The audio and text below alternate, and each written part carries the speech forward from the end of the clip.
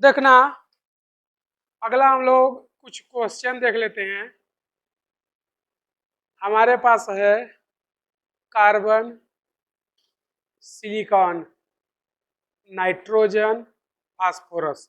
इसमें ई का सीक्वेंस हमसे पूछ रहा है, ठीक है। तो देखोगे तो कार्बन और नाइट्रोजन दोनों ही क्या है, सेकेंड पीरियड या द्वितीय आवर्त के तत्व हैं, है कि नहीं है, सेकेंड पीरियड। जबकि सिलिकॉन और फास्फोरस दोनों ही क्या हैं, थर्ड पीरियड। तो हमें पता है कि थर्ड पीरियड वालों का इलेक्ट्रॉन बंधुता या इलेक्ट्रॉन एफिनिटी ज्यादा होती है as compare to second period. तो ये तो फिक्स है कि सिलिकॉन और फास्फोरस की इलेक्ट्रॉन बंधुता ऊपर वालों से ज्यादा होगी। लेकिन इसका सीक्वेंस देखें तो देखना, अगर हम लोग इसकी बात करें फास्फोरस और नाइट्रोजन की, तो ये होते हैं Np3 और ये क्या होंगे Np2। ये क्या हो गया, हाफ फील्ड या अर्धपूरित। बोलो, अगर ये अर्धपूरित है तो हम लोग बोल सकते हैं कि स्टेबल कॉन्फ़िगरेशन है।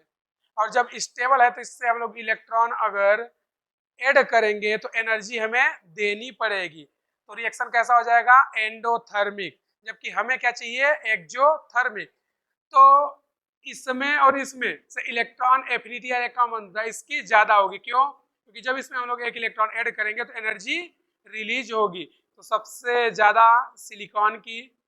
उसके बाद अब देखोगे तो सिलिकॉन की हो गई, फास्फोरस, कार्बन, नाइट्रोजन, ये तीन बचे। अगर हम देखें तो फास्फोरस जो है वो है थर्ड पीरियड का, लेकिन इसकी इलेक्ट्रॉन एफिनिटी कार्बन से कम होगी। रीजन ये है क्योंकि इसके पास क्या है, स्टेबल इलेक्ट्रॉनिक कॉन्फ़िगरेशन, इसलिए कार्बन जो है पहले आ जाएगा। और इन दोनों में बात करें तो फास्फोरस पहले, उसके बाद नाइट्रोजन। क्यों, क्योंकि थर्ड पीरियड वालों की इलेक्ट्रॉन एफिनिटी ज्यादा होती है। क्वेश्चन नंबर सेकेंड, अब इसी क्वेश्चन को देखो, इधर नाइट्रोजन, इधर फास्फोरस, इधर ऑक्सीजन और इधर सल्फर। तो कहानी सेम। इसका इलेक्ट्रॉनिक विन्यास क्या हो जाएगा, 2p4। इसका क्या हो जाएगा, 2p3 होगा। अभी भी कहानी सेम है कि स्टेबल इलेक्ट्रॉनिक कॉन्फ़िगरेशन में इलेक्ट्रॉन अगर हम लोग ऐड करते हैं या जोड़ते हैं तो एनर्जी हमें देनी पड़ेगी। जबकि अनस्टेबल में जोड़ेंगे तो एनर्जी रिलीज होगी। तो जनरली हमारा कॉन्सेप्ट क्या बोलता है कि एनर्जी रिलीज होनी चाहिए।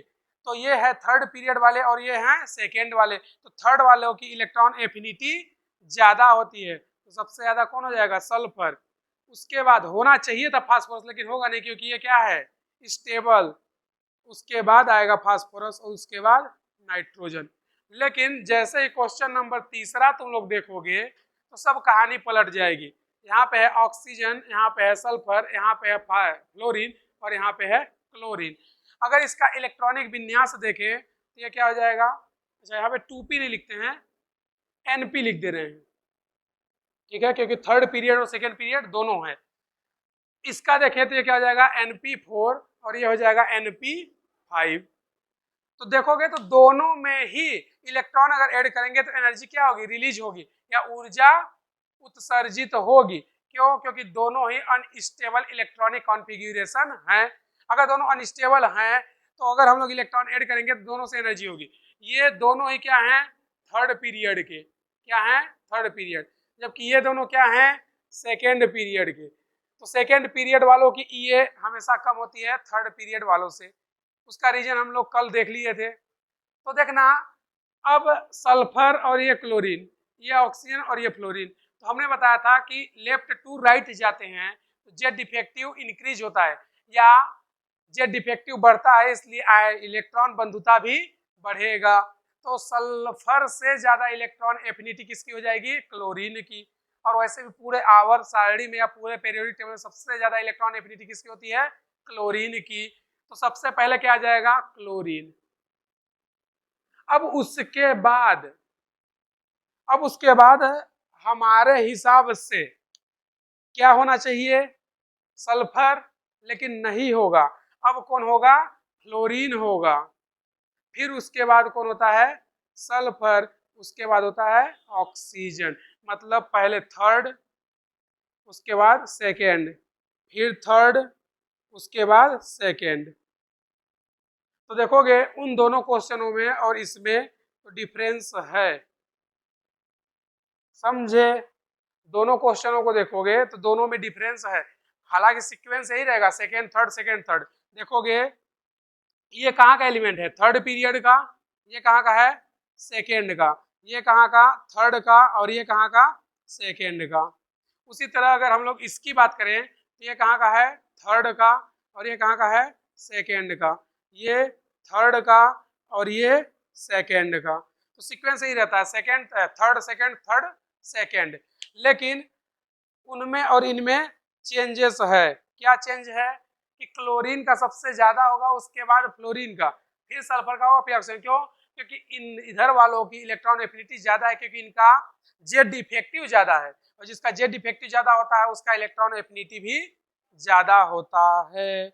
अगर हमसे पूरे हैलोजन फैमिली में पूछ दे इलेक्ट्रॉन बंधुता का क्रम, तो वो क्या हो जाएगा, सबसे पहले क्लोरीन, उसके बाद फ्लोरीन, उसके बाद ब्रोमीन, और सबसे लास्ट में आयोडीन। तो ये हो गया ईए का क्रम हैलोजन फैमिली में। कभी कभी क्वेश्चन ऐसे पूछ लेता है कि हाईजेस्ट ईए या हाईजेस्ट इलेक्ट्रॉन एफिनिटी वाले एलिमेंट का इलेक्ट्रॉनिक विन्यास क्या होगा। तो हमेशा ध्यान रखना उसका इलेक्ट्रॉनिक कॉन्फ़िगरेशन NS2Np5 ये जरूर होगा। इसके पहले कुछ भी लिखे कोई फर्क नहीं पड़ता, लेकिन अगर ये मिल गया NS2Np5, इसका मतलब कि इन लोगों का इलेक्ट्रॉन बंधुता पूरे आवर्त में सबसे ज्यादा रहेगा, क्योंकि ये कौन है, हैलोजन। भाई दो यहाँ पांच यहाँ, पांच दो सात, हैलोजन के जितने भी एलिमेंट होते हैं सभी के वैलेंसी सेल में 7 इलेक्ट्रॉन होते हैं, या संयोजी कोष में 7 इलेक्ट्रॉन होते हैं, चाहे फ्लोरीन हो, क्लोरीन हो, ब्रोमीन हो या आयोडीन हो, सभी के संयोजी कोष में कितने इलेक्ट्रॉन, 7 इलेक्ट्रॉन। तो उसका इलेक्ट्रॉनिक विन्यास सामान्य हो क्या होता है, NS2Np5। अगर ऐसा कहीं लिखा है तो इसका मतलब कि इनका ईए सबसे हाईजेस्ट होगा, ईए क्या होगा, हाईजेस्ट। समझे कि नहीं समझे, तो इसको लिख लो।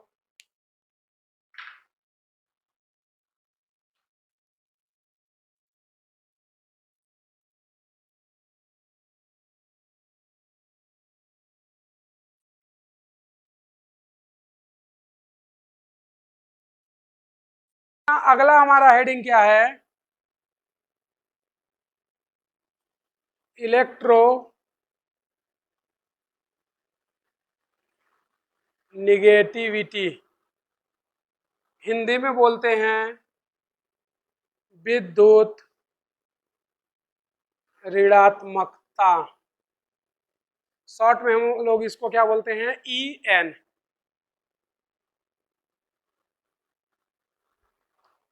समझे। तो देखना EN होता क्या है उसके बारे में थोड़ा जान लेते हैं। तो देखो इधर लिखना बाद में, हमारे पास ये हाइड्रोजन और ये क्लोरीन, ठीक है, इनके बीच में ये बॉन्ड या बंध है। ये जो इलेक्ट्रॉन है ये हाइड्रोजन का है, और ये जो इलेक्ट्रॉन है ये क्लोरीन का है। क्योंकि क्लोरीन का जो वैलेंसी सेल होता है उसमें कितने इलेक्ट्रॉन, 7, और जो हाइड्रोजन होता है उसके पास कितने इलेक्ट्रॉन, 1। भाई हाइड्रोजन के संयोजी कोष में 1 इलेक्ट्रॉन, और जो क्लोरीन होता है उसके संयोजी कोष में 7 इलेक्ट्रॉन। तो जो क्लोरीन है वो क्या चाहता है कि 1 इलेक्ट्रॉन इसे मिल जाए, तो इसका ऑक्टेट या अष्टक क्या हो जाएगा, कंप्लीट। तो इसके पास 7 है, एक अगर हाइड्रोजन दे दे तो 8 हो जाएगा। उसी तरह हाइड्रोजन सोचता है कि एक है इसके पास, एक और कोई दे दे तो इसका भी ऑक्टेट कंप्लीट हो जाएगा, यानी कि इसके जो फर्स्ट सेल या प्रथम कोष होता है उसमें 2 इलेक्ट्रॉन हो जाएंगे, और ये हीलियम के आइसो इलेक्ट्रॉनिक या सम इलेक्ट्रॉनिक हो जाएगा। ऐसा चाहते हैं दोनों लोग, लेकिन ना तो हाइड्रोजन इलेक्ट्रॉन को देना चाहता है ना ही क्लोरीन। तो ये लोग क्या करते हैं, दोनों लोग इलेक्ट्रॉन को आपस में शेयर कर लेते हैं, साझा कर लेते हैं। मतलब क्लोरीन बोलता है कि ना तो हम इलेक्ट्रॉन देंगे, और हाइड्रोजन बोलता है ना हम, तो दोनों लोग बोलते हैं कि एक दूसरे से हम लोग शेयर कर लेते हैं, मतलब जब तक हम लोग रहेंगे तब तक रहेगा, जब चले जाएंगे तो अपना अपना लेके चले भी जाएंगे। तो ये क्या करते हैं कि जब हम लोग काउंटिंग करेंगे इलेक्ट्रॉन का, तो ये जो बॉन्ड का इलेक्ट्रॉन है इधर हाइड्रोजन की ओर चला गया, हाइड्रोजन का ऑक्टेट कंप्लीट, कितने इलेक्ट्रॉन हो गए? 2। उसी तरह जब क्लोरीन का काउंटिंग करेंगे तो ये इलेक्ट्रॉन क्लोरीन की ओर शेयर हो जाएगा, तो 6 पहले से थे, 2 और आ गए, इसके पास कितना आ गया? 8, यानी कि दोनों का ऑक्टेट कंप्लीट हो गया। तो जब कभी भी इलेक्ट्रॉन की शेयरिंग होती है या साझा होता है, तो जो बॉन्ड बनता है उसको हम लोग बोलते हैं कोवैलेंट बॉन्ड, या हिंदी में बोलते हैं सहसंयोजी बंध। तो जब इलेक्ट्रॉन का इक्वल डिस्ट्रीब्यूशन या समान रूप से साझा हो तो बनने वाला बंध कैसा होता है? कोवैलेंट बॉन्ड या सहसंयोजी बंध। अगर इलेक्ट्रॉन कंप्लीटली डोनेट कर दे या पूर्णतः दान कर दे तो जो बंध बनता है वो होता है आयनिक बंध या आयोनिक बॉन्ड। तो हम लोग उसकी बात नहीं कर रहे हैं, हम लोग देखना चाहते हैं इसके बारे में। तो इनका जो है ऑक्टेट वो कंप्लीट हो गया। तो जो हाइड्रोजन है उसका इलेक्ट्रॉन और जो क्लोरीन है दोनों ने एक एक इलेक्ट्रॉन दिया और एक बॉन्ड बना लिए, यानी कि एक बॉन्ड में कितने इलेक्ट्रॉन होते हैं? 2 इलेक्ट्रॉन। कितने? 2 इलेक्ट्रॉन। तो यहां से हम लोग बोल सकते हैं 1 बॉन्ड इक्वल 2 इलेक्ट्रॉन, यानी एक बंध में 2 इलेक्ट्रॉन होते हैं। तो जो हाइड्रोजन और क्लोरीन है इन दोनों को देखें तो जो हाइड्रोजन होता है इसका ईएन या विद्युत ऋणात्मकता 2.1 होता है और क्लोरीन का 3 होता है। ये बस अभी याद रखो, आगे आ जाएगा। तो इनका ईएन इतना होता है। तो डेफिनेशन बोलती है कि जो बॉन्ड पेयर के इलेक्ट्रॉन होते हैं, क्यों? क्योंकि हाइड्रोजन और क्लोरीन के बीच में क्या बना है? बॉन्ड बना है। तो ये इलेक्ट्रॉन कैसे हो गए? बॉन्ड पेयर इलेक्ट्रॉन या बंधित युग्म इलेक्ट्रॉन हो गए। यानी कि जो बॉन्ड में इलेक्ट्रॉन भाग लेते हैं या पार्टिसिपेट करते हैं उनको बोलते हैं बॉन्डेड इलेक्ट्रॉन या बंधित इलेक्ट्रॉन, और जो इलेक्ट्रॉन बॉन्ड में पार्टिसिपेट नहीं करते उनको क्या बोलते हैं? Lone pair. तो देखोगे ये और ये बॉन्ड में हिस्सा नहीं ले रहे हैं या भाग नहीं ले रहे हैं या पार्टिसिपेट नहीं कर रहे हैं, तो इनको हम लोग क्या बोलेंगे? Lone pair. हिंदी में बोलते हैं एकांकी युग्म। तो क्लोरीन, फ्लोरीन, आयोडीन, ब्रोमीन सभी के पास 3 जोड़ी या 3 पेयर लोन पेयर होते हैं, क्योंकि एक पेयर मतलब 2 जोड़ा या 2 इलेक्ट्रॉन। तो यहाँ पर देखोगे तो ये इलेक्ट्रॉन कैसे हैं? बॉन्ड पेयर यानी बंधित इलेक्ट्रॉन। तो जिसका ईएन ज्यादा होगा वो इलेक्ट्रॉन को अपनी ओर क्या करेगा? अट्रैक्ट करेगा या अपनी ओर आकर्षित करेगा या अपनी ओर खींचेगा। तो क्लोरीन क्या करता है? हाइड्रोजन के इस इलेक्ट्रॉन को अपनी ओर अट्रैक्ट करने लगता है या आकर्षित करने लगता है, जिससे क्लोरीन पर पार्शियली निगेटिव और हाइड्रोजन पर पार्शियली पॉजिटिव चार्ज प्रोड्यूस हो जाता है। तो डेफिनेशन बोलता है कि बॉन्डेड पेयर के इलेक्ट्रॉन को अपनी ओर आकर्षित करने की क्षमता क्या कहलाती है? विद्युत ऋणात्मकता। यानी कि जो अपनी ओर आकर्षित करेगा वो क्या होगा? विद्युत ऋणात्मकता। तो इसमें देखोगे तो क्लोरीन जो है बॉन्डेड इलेक्ट्रॉन को अपनी ओर क्या कर रहा है? अट्रैक्ट कर रहा है या आकर्षित कर रहा है। तो परिभाषा क्या बोलेंगे? किसी बंध में उपस्थित बंधित युग्म के इलेक्ट्रॉन को अपनी ओर आकर्षित करने की क्षमता को इलेक्ट्रॉन विद्युत ऋणात्मकता कहते हैं। समझे कि नहीं समझे? तो परिभाषा इसकी लिख लेना।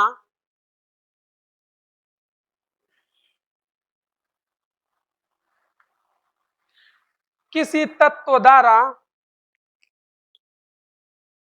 किसी तत्व द्वारा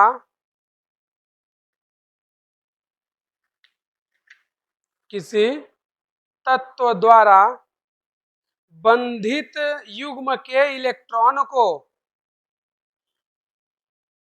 बंधित युग्म के इलेक्ट्रॉन को अपनी ओर आकर्षित करने की क्षमता को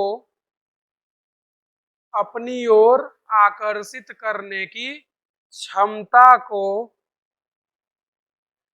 विद्युत ऋणात्मकता कहते हैं। विद्युत ऋणात्मकता कहते हैं। एक लाइन छोड़ के नीचे लिख लेना, En या विद्युत ऋणात्मकता का कोई मात्रक नहीं होता है। En या विद्युत ऋणात्मकता का कोई मात्रक नहीं होता है।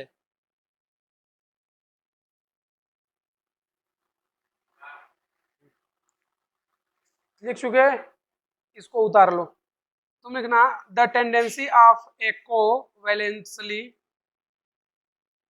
The tendency of a covalently bonded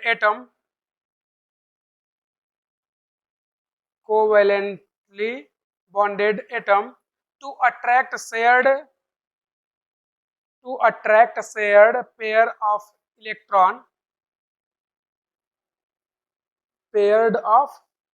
electron toward itself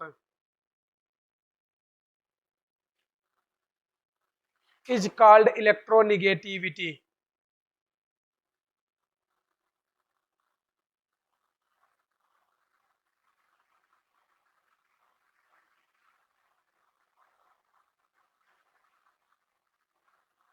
एक लाइन और लिख लेना, लिखना है तो नीचे लिख लेना, En का कोई यूनिट नहीं होता है, नो यूनिट्स ऑफ En।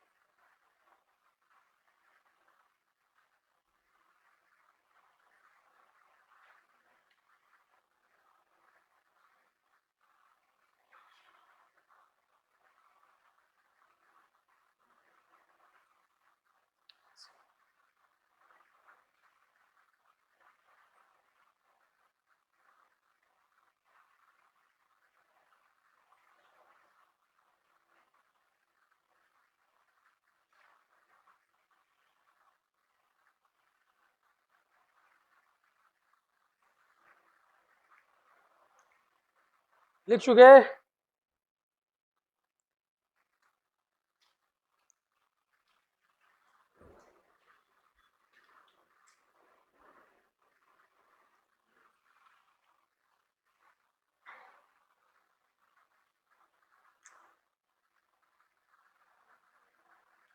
तो देखना अगला जो है, इसी में एक साइंटिस्ट था पॉलिंग। कौन था? पॉलिंग। तो जो पॉलिंग था ये बताता है कि En, या ऐसे बोलते हैं, किसी यौगिक का En उसके हाइड्रोजन से बने यौगिक, या किसी यौगिक, यहाँ पे तत्व कर दो, किसी तत्व का En उसके हाइड्रोजन से बने यौगिक व ऊर्जा पर निर्भर करता है। फिर इसी में अगला चीज क्या कि नोबल गैस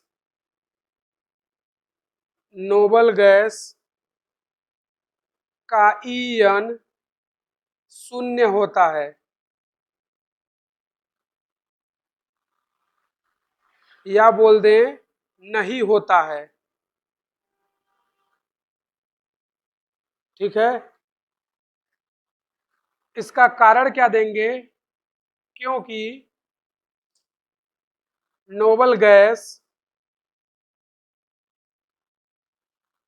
में बंध बनाने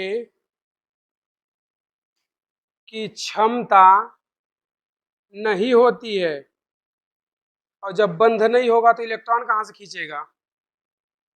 लेकिन इसका एक्सेप्शन भी है, अपवाद। अपवाद कौन है? जीनॉन। कौन है? जीनॉन।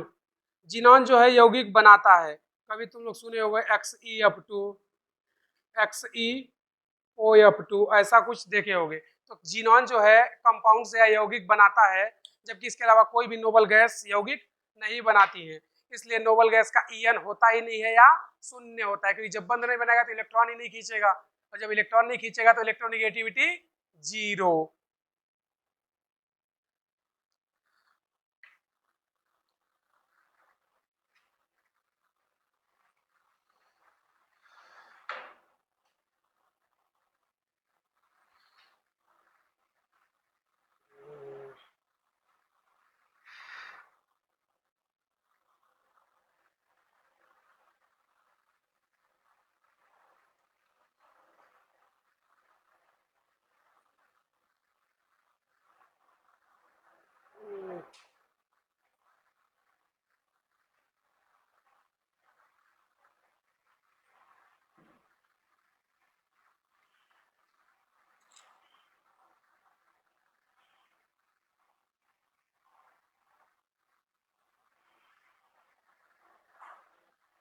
लिख चुके?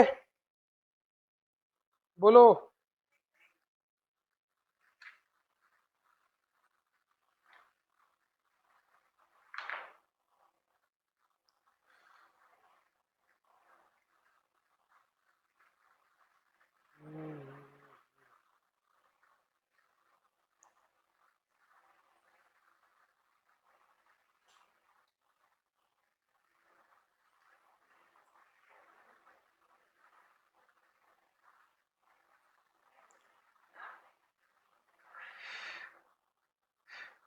लिख चुके? चलो आगे देखते हैं थोड़ा।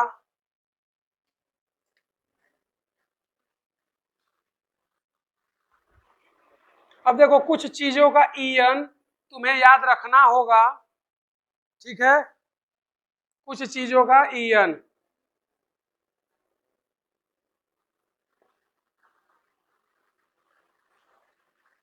और ये ईएन तुम्हें हमेशा याद होना चाहिए, क्योंकि जब कभी भी जरूरत पड़ेगा तो हर बार यही घूम फिर के आएंगे, इसलिए ये तुम्हें याद होना चाहिए। तो देखना, सबसे पहले अगर हम लोग बात करते हैं लिथियम की, तो इसका ईएन होता है 1। कितना होता है? 1। उसके बाद beryllium, boron, carbon, nitrogen, oxygen, fluorine. उसके बाद होता है sodium, magnesium, aluminium, silicon, phosphorus, sulphur, chlorine, और इधर पर ब्रोमीन, आयोडीन। तो नहा के नहीं आएगा आज?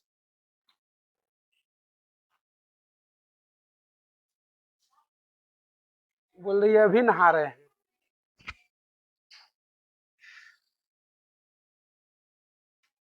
तो देखना इधर, हम क्या बोल रहे हैं कि इनका ईएन कैसे याद रखोगे? केवल इसका याद रखना, किसका? लिथियम का। लिथियम का कितना होता है? 1। अब क्या करते जाओ, 0.3 माइनस करते जाओ, तो कितना हो जाएगा ये? 0.3 ऐड करते जाओ, कितना आ जाएगा? फिर इसमें 0.3 ऐड कर दो, 1 पॉइंट, फिर इसमें 0.3 ऐड करो, 1 पॉइंट, 0.5, 0.5 ऐड करो, 5, 3 नीचे वाले में आ जाएगा, ये आ जाएगा 1.5, ये कितना हो जाएगा? 2, ये 2.5, और ये 3, ये 3.5, और ये 4, यानी कि सभी में 0.5 का डिफरेंस होता है। उसके बाद जैसे ही नीचे आएंगे यहाँ से सोडियम में, इसका कितना हो जाएगा? 0.9, मतलब इसका 1 था तो इसका कितना हो जाएगा? 0.9, मतलब केवल एक डिफरेंस होता है। जैसे 0.9 आएगा, अब यहाँ से हम लोग चलते जाएंगे 0.3 लेकर के, तो ये कितना हो जाएगा? 1.2, फिर ये कितना हो जाएगा? 1.5, फिर ये कितना हो जाएगा? 1.8, फिर ये कितना हो जाएगा?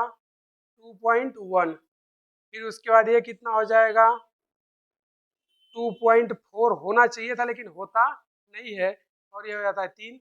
इसका तुम्हें याद रखना है 2.8, और इसका भी 2.5। ये तुम्हें याद रखना जरूरी है। इसमें डिफरेंस कितने का होता है? 0.3 का। ये यहाँ तक चलता है, सल्फर पर ये रूल नहीं लगता, यहाँ से रुक जाता है रूल, क्योंकि 0.3 ऐड करोगे तो कितना आएगा? 2.4। लेकिन आता नहीं है, कितना आता है? 2.5। तो ये इंपॉर्टेंट ईएन, इनमें से सबसे ज्यादा किसका पूछता है? देखो, carbon, nitrogen, oxygen, fluorine, phosphorus, sulphur, chlorine, bromine, iodine. अब कुछ ऐसे भी एलिमेंट होते हैं जिसका ईएन समान होता है या सेम ईएन, तो वो भी याद रख लेंगे, बहुत इजी है। सेम ईएन या समान विद्युतात्मकता, एक तो होता है कौन? CSI। कौन कौन? CSI, carbon, sulphur, iodine. कितना होता है? 2.5 या 2.5। उसके बाद हाइड्रोजन, फास्फोरस और Tl, इनका कितना होता है? 2.1। और नाइट्रोजन, क्लोरीन, इनका कितना होता है? 3। लेकिन ध्यान रखना कि अगर जनरली हमसे पूछे तो नाइट्रोजन का ईएन ज्यादा होता है क्लोरीन से, सामान्यतः ऐसा होता है, लेकिन हम लोग मान लेते हैं। तो देखना, इसको तो सिंपल CSI, हिंदुस्तान पेट्रोलियम थे, और ये NCL। पढ़े हो नहीं पढ़े हो? तो इनका ईएन क्या होता है? समान होता है। तो ये तुम्हें याद रखना जरूरी है। फिर उसके बाद अगर आगे हम लोग देखें तो कुछ हाइब्रिडाइजेशन या संकरण, जैसे sp, sp2 और sp3। तो देखना, जो sp है इसका ईएन कितना होता है? 3.25। इसका होता है 2.75 और इसका होता है 2.5। हालांकि ये तुम्हें रटना है, जब ऑर्गेनिक हम लोग पढ़ेंगे तो वहां पर ये सब आता है।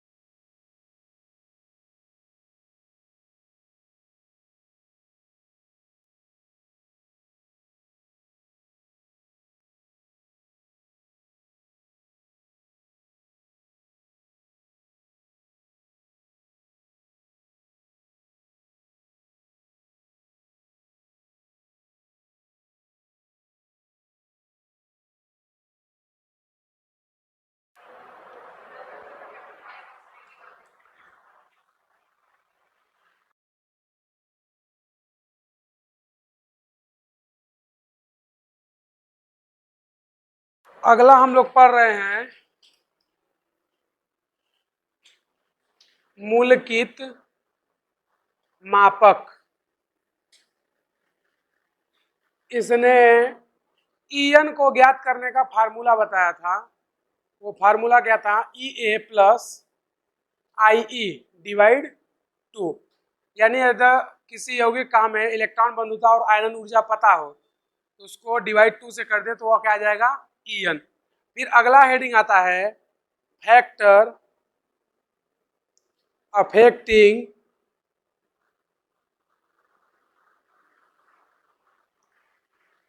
ऑफ ईएन, या हिंदी में बोलेंगे ईएन को प्रभावित करने वाले कारक। Number first, Z effective.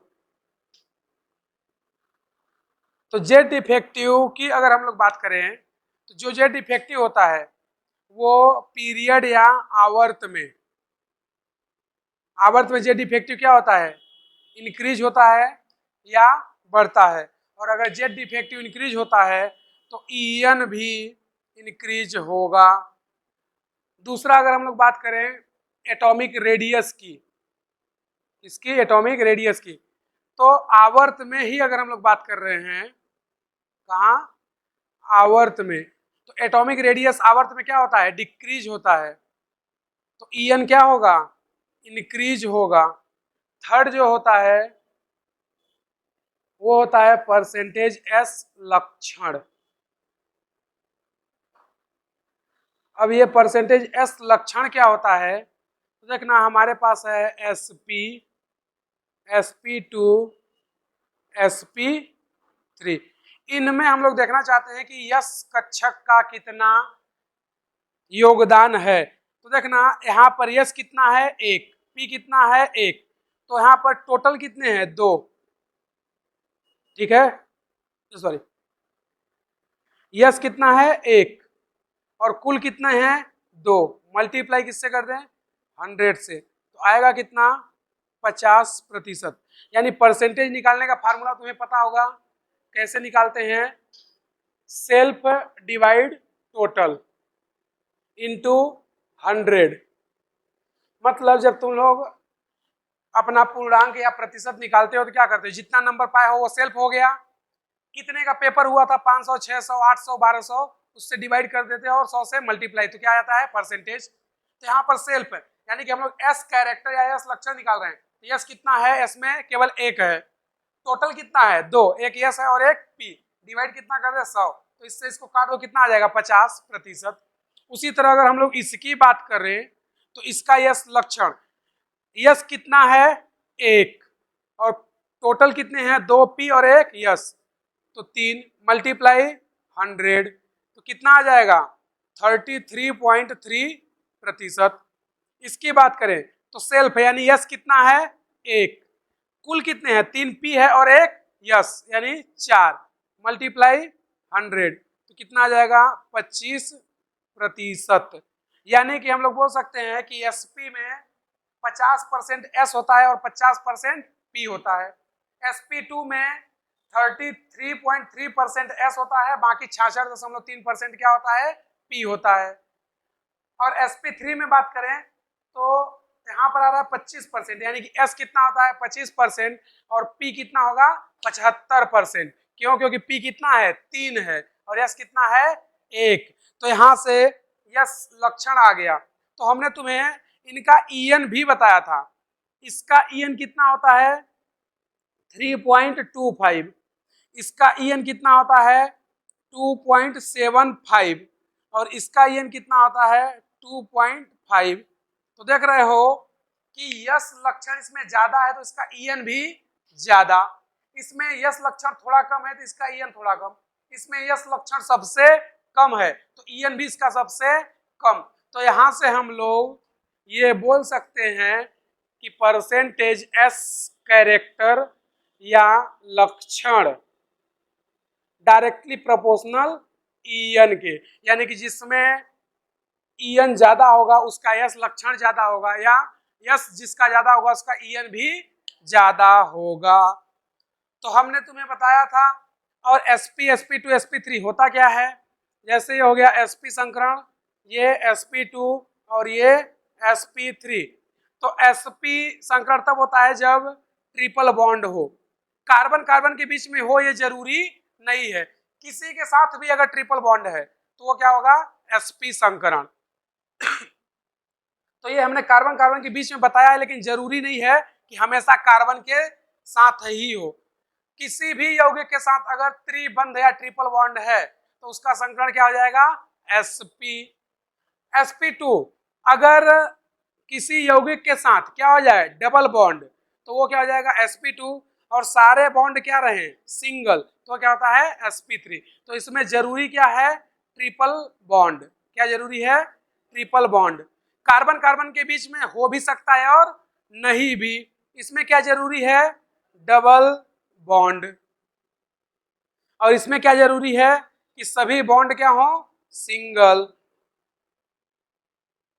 तो sp में होता है ट्रिपल बॉन्ड, sp2 में होता है डबल बॉन्ड, और सॉरी sp में होता है ट्रिपल, sp2 में डबल, और sp3 में क्या होता है, सिंगल बॉन्ड। तो सिंगल बॉन्ड जरूरी नहीं है कि कार्बन कार्बन के बीच में हो, किसी के भी साथ हो सकता है, या डबल बॉन्ड या ट्रिपल बॉन्ड कार्बन के साथ भी हो सकता है और कार्बन के अलावा भी हो सकता है। तो अगर किसी के साथ ट्रिपल बॉन्ड में है कोई यौगिक तो उसका संकरण क्या होगा, sp, और उसका ईएन क्या होगा, 3.25। क्यों, क्योंकि उसका यश लक्षण या प्रतिशत यश लक्षण कितना है, 50% है, इसलिए उसका ईएन ज्यादा होगा। तो यश लक्षण अगर बढ़ेगा तो ईएन भी बढ़ेगा, समझे। तो इसको छाप दो।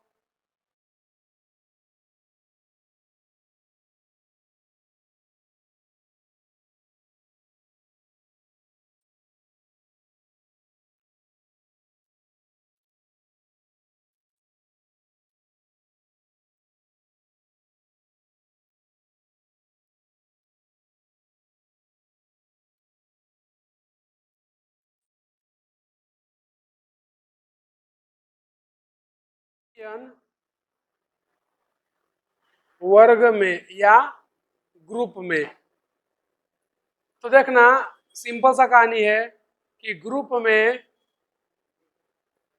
एटॉमिक रेडियस क्या होता है, इंक्रीज, तो ईएन क्या होगा, डिक्रीज। जैसे example lithium, sodium, potassium, rubidium, caesium,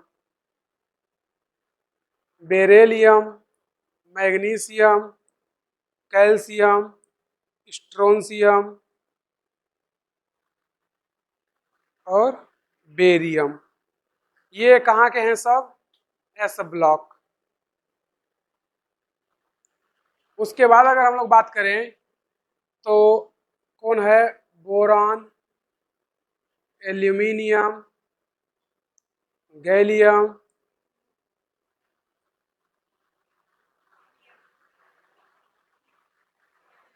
और थैलियम। यहाँ से चलते जाओ कहाँ तक, fluorine, chlorine, bromine, iodine, astatine. Zero वाले के पास नहीं जा रहे हैं क्योंकि जीरो ग्रुप का ईएन जीरो होता है। तो इन सभी में देखोगे तो जब हम लोग अप टू डाउन आएंगे यानी ऊपर से नीचे, तो एटॉमिक रेडियस क्या होता है, इंक्रीज होता है, तो ईएन क्या होगा, डिक्रीज होगा। और हम लोग पढ़े थे इसका ईएन कितना था, 1, इसका कितना 0.9। तो ऐसे लगातार ईएन घटता जाएगा, समझे। अगर इनकी बात करें हम लोग तो इनमें भी कहानी same, atomic radius up to down जाते हैं तो क्या होता है, इंक्रीज होता है, तो ईएन क्या होगा, डिक्रीज होगा। और इनका तो हमें सभी का मान याद रखना था। फ्लोरीन का कितना होता है, सबसे ज्यादा कितना, 4, क्लोरीन का 3, ब्रोमीन का 2.8, आयोडीन का 2.5। तो देख रहे हो ऊपर से नीचे आ रहे हैं तो विद्युत ऋणात्मकता या ईएन क्या हो रही है, डिक्रीज हो रही है या घटती जा रही है। तो एटॉमिक रेडियस और ईएन एक दूसरे के क्या होते हैं, अपोजिट। यानी कि एटॉमिक रेडियस अगर इंक्रीज होगा तो ईएन डिक्रीज होगा, और अगर एटॉमिक रेडियस डिक्रीज होता है तो ईएन इंक्रीज होता था।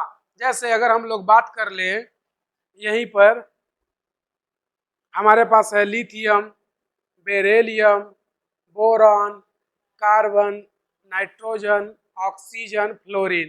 तो ये सभी कहाँ हैं? सेकेंड पीरियड में या द्वितीय आवर्त में। तो यहाँ पर ईएन हमने तुम लोगों को बताया था, इसका कितना? 1। इसमें क्या कर दें? 1.5, ये 2, 2.5, ये 3, ये 3.5 और ये 4। मतलब यहाँ से यहाँ जाओ और यहाँ से यहाँ, यहाँ से यहाँ 0.5 ऐड करते जाओ, सभी में कंटिन्यूअस 0.5 ऐड करते जाओ। तो देख रहे हो कि लगातार ईएन या इलेक्ट्रोनिगेटिविटी क्या हो रही है? इंक्रीज हो रही है या बढ़ रही है। इसका लॉजिक क्या बताएंगे? क्योंकि हम लोग किधर जा रहे हैं? पीरियड में। तो पीरियड में एटॉमिक रेडियस क्या होता है? डिक्रीज। तो ईएन क्या हो जाएगा? इंक्रीज। समझे? या हम लोग बोल सकते हैं जेड इफेक्टिव क्या हो रहा है? इंक्रीज। तो ईएन भी क्या होगा? इंक्रीज। अगर हम लोग यहीं पे बात कर लें किसकी? डी ब्लॉक की, तो डी ब्लॉक में ईएन जो होता है, हम लोग आयनन ऊर्जा पढ़े डी ब्लॉक में, उसके बाद साइज भी पढ़े थे। लेकिन जो डी ब्लॉक होता है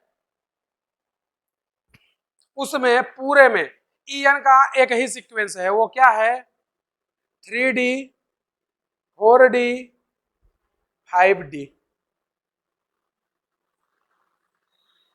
इसका एक्सेप्शन या अपवाद जिंक, कैडमियम, मरकरी। ये तीनों ही, जिंक, कैडमियम, मरकरी, इसका क्या होते हैं? एक्सेप्शन या अपवाद। मतलब हमारे अकॉर्डिंग क्या होना चाहिए? सबसे ज्यादा ईएन 3D का, फिर 4D का, फिर 5D का, यही होना चाहिए। बोलो। तो ईएन और आयनन ऊर्जा, इनका जो सीक्वेंस है वो यहाँ पर उल्टा हो जाता है। इसमें क्या होता है? होना चाहिए तो सबसे ज्यादा ईएन जिंक का, लेकिन होता सबसे ज्यादा है मरकरी का, उसके बाद कैडमियम, उसके बाद जिंक। ये ईएन का क्या हो गया? सीक्वेंस। बाकी सभी जगह यही होगा, यानी सबसे ज्यादा ईएन 3D का, उसके बाद 4D का और उसके बाद 5D का। लेकिन यहाँ पर उल्टा होता है, यहाँ पे पहले 5D, फिर 4D, फिर 3D। तो ये क्या हो गया? एक्सेप्शन या अपवाद हो गया। समझे? छाप लो।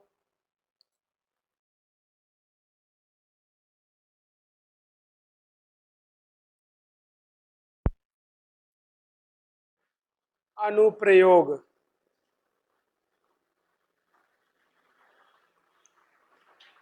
तो देखना, ईएन का जो फर्स्ट एप्लीकेशन या अनुप्रयोग है वो क्या है? विद्युत ऋणात्मकता।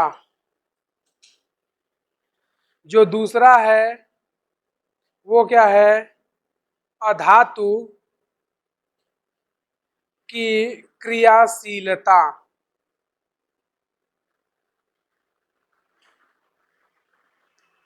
जो तीसरा है वो है अधात्विक लक्षण। जो चौथा है वो है बंध ध्रुवता। और जो पांचवा है वो है आयनिक लक्षण। आयनिक लक्षण। ये सभी डायरेक्टली प्रोपोर्शनल होते हैं किसके? ईएन के। तो इसमें से देखना, हम लोग क्या कर रहे हैं? इसको तीनों को एक साथ लेते हैं। फ्लोरीन, क्लोरीन, ब्रोमीन, आयोडीन, ये सब क्या है? अधातु। इसका ईएन कितना होता है? 4। इसका ईएन 3, इसका 2.8, इसका 2.5। तो अगर हम लोग अप टू डाउन या ऊपर से नीचे चले, तो जब हम लोग अप टू डाउन या ऊपर से नीचे चलेंगे तो ईएन क्या हो रहा है? घट रहा है। तो ईएन घटेगा तो विद्युत ऋणात्मकता भी घटेगी। अधातु की क्रियाशीलता भी घटेगी, अधात्विक लक्षण भी घटेगा, तो बंध ध्रुवता भी घटेगी, तो आयनिक लक्षण भी घटेगा। तो अगर ऊपर से नीचे जाते हैं तो ईयन क्या होता है, घटता है, तो अधात्विक लक्षण भी क्या होगा, अधात्विक लक्षण ये भी क्या होगा, घटेगा। तो अधातु की क्रियाशीलता ये भी क्या होगी, घटेगी, अधातु क्रियाशीलता ये भी घटेगी, और बंध ध्रुवता यह भी घटेगा। कैसे, फ्लोरीन देखोगे तो सबसे ज्यादा रिएक्टिव होता है, फ्लोरीन अंधेरे में भी क्रिया कर लेता है। क्लोरीन और ब्रोमीन सूर्य की रोशनी में क्रिया करते हैं, तो फ्लोरीन अंधेरे में क्रिया कर रहा है जबकि ये सूर्य की रोशनी में। इसकी बात करें तो इसको बहुत ज्यादा हाई टेम्परेचर देना पड़ता है तब जाकर के कहीं रिएक्शन होता है, और इसकी रिएक्शन रिवर्सिबल या उत्क्रमणीय होती है, मतलब इससे पहले जो बनता है वापस फिर से ये ऐसा ही हो जाता है। तो ये अंधेरे में क्रिया कर रहा है, ये दोनों सूर्य की रोशनी में कर रहे हैं, और ये उच्च ऊर्जा देने पर या हाई एनर्जी देने पर रिएक्शन कर रहा है। तो इसका मतलब क्या है, इनकी क्रियाशीलता धीरे धीरे घटती जा रही है। ईएन घट ही रहा है, इसका 4 है, इसका 3 है, इसका 2.8 है, इसका 2.5 है, तो ईएन घट रहा है, तो अधात्विक लक्षण घटेगा, तो अधातु की क्रियाशीलता भी घट जाएगी, तो बंध ध्रुवता भी घट जाएगा। अगला इसी में बात करते हैं, बंध ध्रुवता को थोड़ा सा और देख लेते हैं। बंध ध्रुवता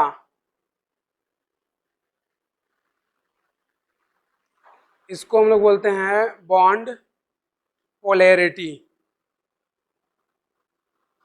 तो बंध ध्रुवता के बारे में अगर बात करें तो जो बंध ध्रुवता या बॉन्ड पोलैरिटी होता है इसको हम लोग हमेशा चेक करते हैं किससे, डेल्टा ईएन से। किससे चेक करेंगे, डेल्टा ईएन। डेल्टा ईएन क्या है, ईएन जिसका ज्यादा है उसमें से कम वाले ईएन को माइनस कर देंगे तो क्या आ जाएगा, डेल्टा ईएन। अब इसमें देखोगे दो चीजें होंगी। पहला कंडीशन क्या होगा, अगर डेल्टा ईएन इक्वल आ जाए 0 तो वो कंपाउंड या वो बॉन्ड कैसा होगा, नॉन पोलर। कैसा होगा, नॉन पोलर, हिंदी में बोलते हैं अध्रुवीय। कैसा होगा, अध्रुवीय।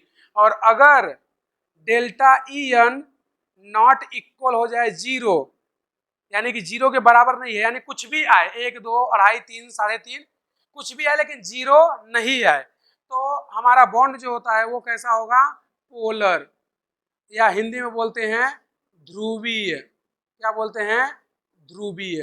अब देखना चेक करते हैं कैसे। हमारे पास एक बॉन्ड है H2 और एक बॉन्ड है HCl, ठीक है, 2 बॉन्ड है। तो हम लोग चेक करना चाहते हैं कि इसमें जो बॉन्ड है वो पोलर बॉन्ड है या नॉन पोलर, यानी ध्रुवीय बंध है या अध्रुवीय बंध। तो हम लोग क्या करते हैं, इसको ऐसे बना देते हैं H बॉन्ड H, इसको भी बना लेते हैं H बॉन्ड Cl, ठीक है। तो देखोगे यहां पर डेल्टा ईएन क्या आएगा, 0। क्यों आएगा, क्योंकि जितना इसका ईएन है उतना इसका कितना होता है 2.1, इसका भी कितना 2.1, तो 2.1 माइनस 2.1 कितना आ जाएगा, 0। तो डेल्टा ईएन अगर 0 है तो इसका मतलब कि ये जो बंध है या बॉन्ड है ये कैसा है, नॉन पोलर। कैसा है, नॉन पोलर या अध्रुवीय बंध। मतलब जब H2 को हम लोग तोड़ेंगे तो H प्लस H माइनस नहीं बनेगा, यानी उनमें पोल या ध्रुव उत्पन्न नहीं होते हैं। जैसे NaCl या नमक को तोड़ो तो क्या बनता है, Na plus Cl minus, HCl को तोड़ो तो क्या बनेगा, H प्लस Cl माइनस। क्यों, क्योंकि ये सब क्या होते हैं, पोलर या ध्रुवीय। तो पोलर यानी उसमें पोल उत्पन्न होना चाहिए, यानी कि पॉजिटिव और निगेटिव। हाइड्रोजन दोनों ही क्या है, इसका भी ईएन और इसका भी ईएन, दोनों का समान है ईएन, तो इनके बीच का जो बॉन्ड है वो कैसा है, नॉन पोलर, यानी कि इनको हम लोग अगर ब्रेक करेंगे तो कोई पोल प्रोड्यूस नहीं होगा या कोई भी ध्रुव नहीं उत्पन्न होगा, ना तो पॉजिटिव और ना ही निगेटिव।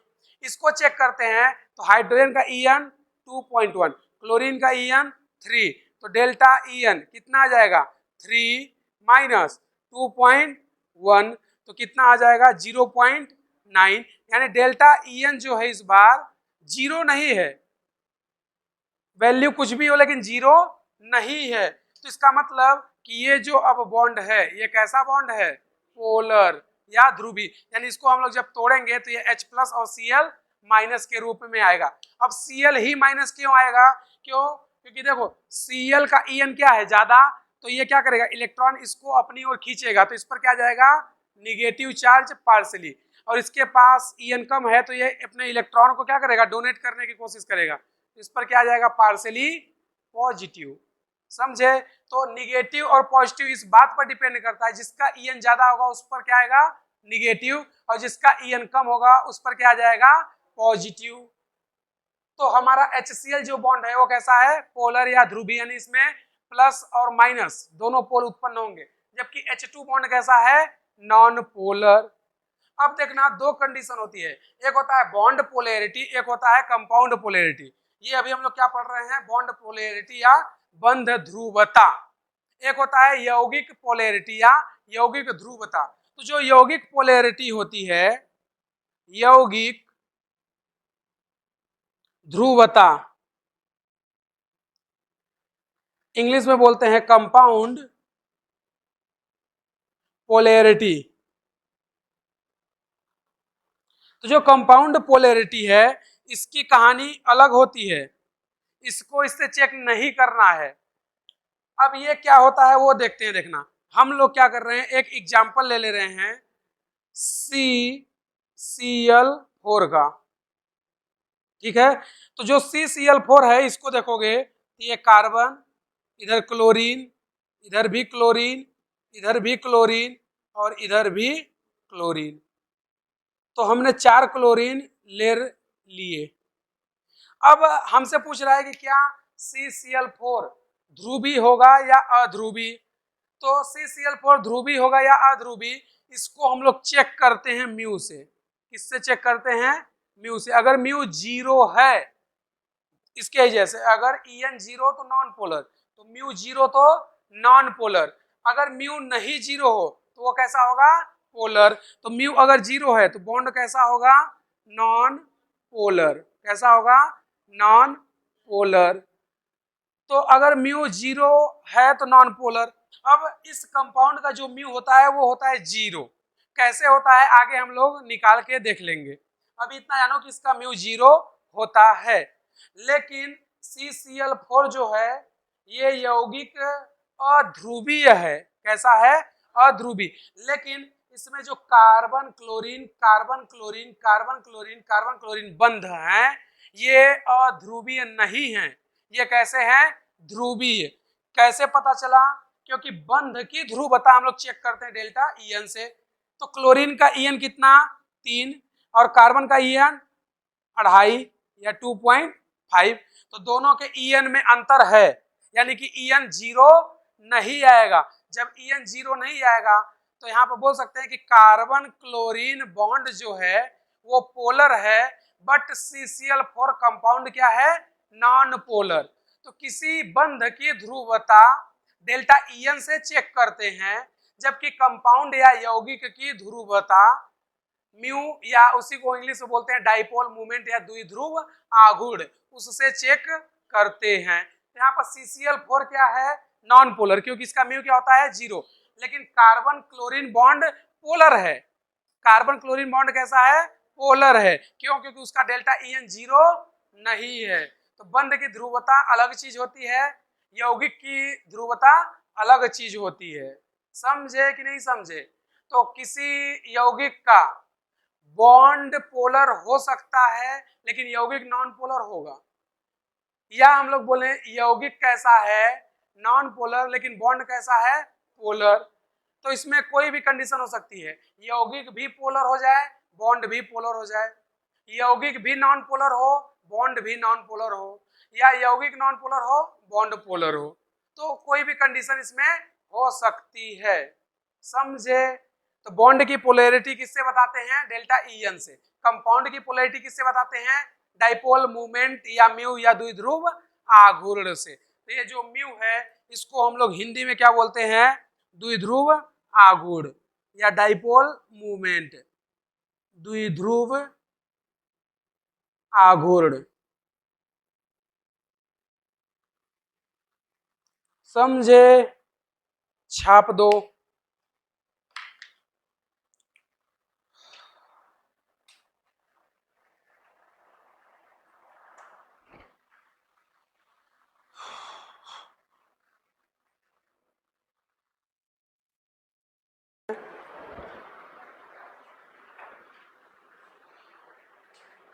बॉन्ड पोलैरिटी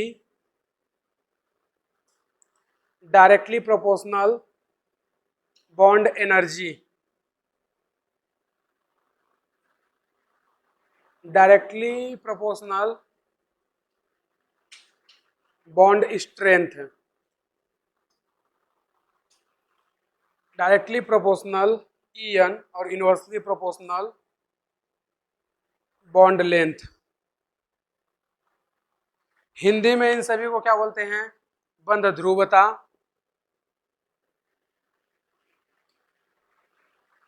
इसको बोलते हैं बंध ऊर्जा, इसको बोलते हैं बंध क्षमता,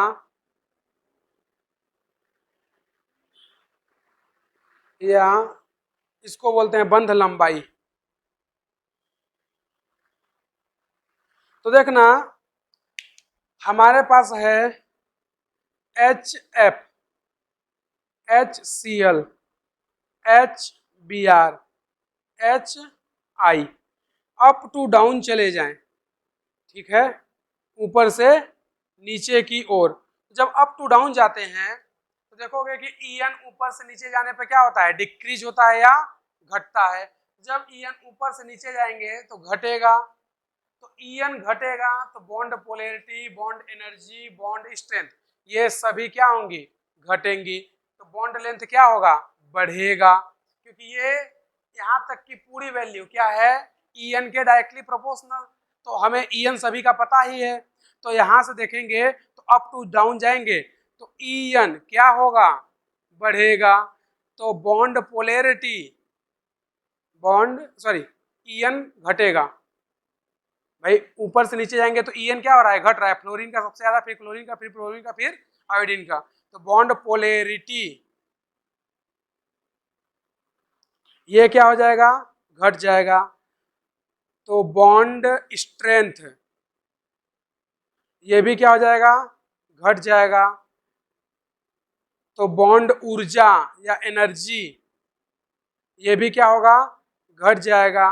तो बॉन्ड लेंथ क्या होगा, बढ़ जाएगा। ठीक है, इतना चीज होता है। उसके साथ साथ देखो बॉन्ड लेंथ इसकी सबसे कम, यानी कि इसके और इसके हाइड्रोजन और फ्लोरीन एटम के बीच की जो डिस्टेंस है वो सबसे कम है, क्योंकि इनके बीच का बॉन्ड सबसे स्ट्रॉन्ग है। हाइड्रोजन और आयोडीन के बीच का बॉन्ड लेंथ सबसे ज्यादा, यानी कि हाइड्रोजन और आयोडीन के बीच की दूरी सबसे ज्यादा है। तो दूरी ज्यादा है तो बॉन्ड स्ट्रेंथ क्या हो जाएगा, कम हो जाएगा, या ये बोले सबसे वीक या कमजोर बंध होगा। जैसे अगर इसमें देखें HF और HI को, तो जो HF है इसकी लंबाई कम है और इसकी लंबाई ज्यादा है, तो अगर इसको हम लोग तोड़ना चाहें तो ये जल्दी नहीं टूटेगा, लेकिन HI जल्दी टूट जाएगा। क्यों, क्योंकि इसके बीच का जो बंध लंबाई है वो क्या है, ज्यादा है। जब बंध लंबाई ज्यादा है तो इसके बीच का बॉन्ड टूट जाएगा और बॉन्ड जल्दी टूटेगा। क्यों, क्योंकि बंध लंबाई ज्यादा है, तो बॉन्ड इसका सबसे पहले टूटेगा, उससे देरी में ये, फिर ये, फिर ये, यानी कि सबसे देरी में बॉन्ड किसका टूटेगा, HF का। तो अगर हम लोग इनके अम्लीयता की बात करें तो सबसे प्रबल अम्ल कौन होगा, HI, उसके बाद HBr, उसके बाद HCl, उसके बाद HF। क्यों, क्योंकि एसिड का डेफिनेशन क्या होता है, जो H+ सबसे पहले दे, ज्यादा से हमें मतलब नहीं है, हमें पहले चाहिए। तो जो H+ जितना जल्दी देगा वो उतना ही स्ट्रॉन्ग एसिड या प्रबल अम्ल होगा। तो इसका बॉन्ड सबसे कमजोर है तो जल्दी टूटेगा, और जल्दी टूटेगा तो H+ जल्दी देगा, तो ये सबसे प्रबल अम्ल। क्यों, क्योंकि इसकी बंध लंबाई सबसे ज्यादा है, तो बंध लंबाई ज्यादा है तो बहुत आसानी से इसे ब्रेक कर सकते हैं या तोड़ सकते हैं। तो सबसे पहले H प्लस कौन देगा, HI। सबसे लास्ट में कौन देगा, HF। तो सबसे स्ट्रॉन्ग एसिड कौन हो गया, HI। तो अगर इनके अम्लीयता का क्रम पूछे या एसिडिटी का क्रम, एसिडिटी या अम्लीयता, तो इनके अम्लीयता का क्रम जो होगा वो क्या होता है, सबसे पहले HI, उसके बाद HBr, उसके बाद HCl और सबसे लास्ट में HF। रीजन क्या बताओगे, बॉन्ड लेंथ।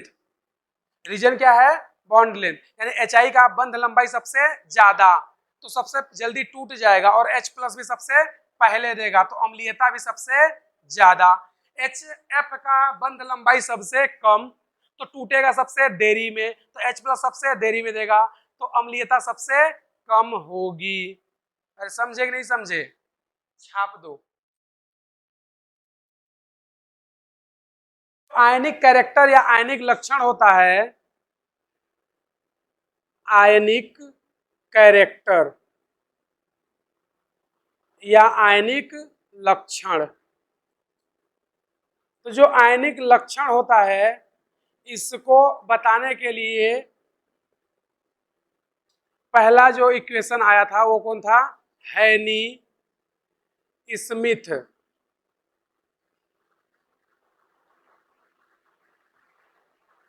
हैनी स्मिथ समीकरण। इसने जो समीकरण दिया था परसेंटेज आयनिक कैरेक्टर का, वो क्या था, 16 into delta EN plus 3.5 into delta EN का स्क्वायर। ये उसने इक्वेशन या समीकरण दिया था कि किसी यौगिक या कंपाउंड्स में आयनिक कैरेक्टर कितना है, ये पता करने के लिए क्या दिया था, ये नियम। अब इस नियम का यूज कैसे करते हैं तो देखना, एक एग्जांपल ले लेते हैं हम लोग, HF। इसका एग्जांपल HF का, हम लोग चेक करना चाहते हैं कि इसमें आयनिक कैरेक्टर कितना है। जितना आयनिक होगा बाकी का बचा हुआ क्या होगा, कोवैलेंट या सहसंयोजी लक्षण। तो देखना इस फार्मूले में अगर हम लोग रखें परसेंटेज आयनिक कैरेक्टर, तो पहले यहाँ पर लिख लेते हैं H का EN कितना होता है 2.1, फ्लोरीन का EN कितना होता है, बोलो, फ्लोरीन का EN होता है 4। इन दोनों का अंतर यानी कि डेल्टा EN वो कितना होगा 4 माइनस 2.1, तो कितना आ जाएगा 1.9।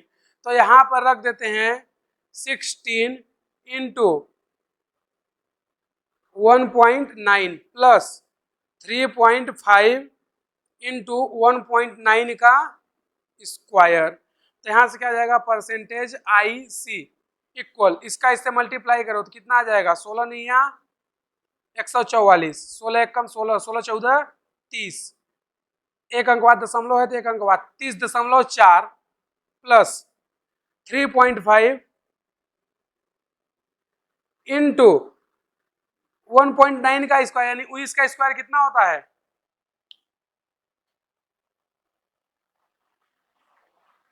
19 का स्क्वायर 389 होता है शायद, क्यों कभी 19 का स्क्वायर 389 होता है, और 18 का कितना होता है, बोलो। तो लोग बताए थे ना कि 1 से लेकर 20 तक का स्क्वायर तुम्हें याद होना चाहिए,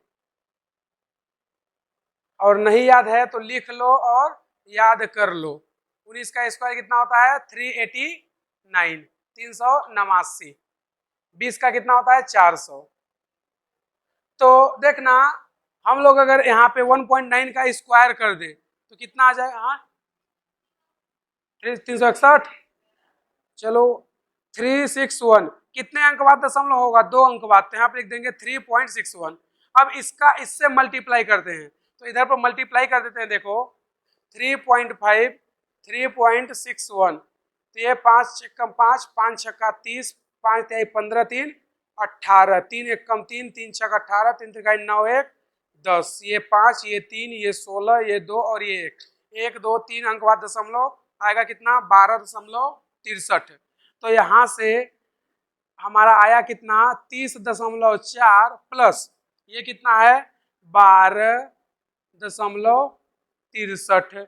इन दोनों को ऐड कर दो, तो ऐड करने पर कितना आ जाएगा, यहाँ से ऐड करते हैं तो ये 3 3 ही रहेगा, 6 और 4 कितना हो जाएगा 10, यानी 0, 2 को 0 में जोड़ोगे तो 2 आएगा, एक इसका हासिल ट्रांसफर हो जाएगा, कितना हो जाएगा 3 और 3 1 4।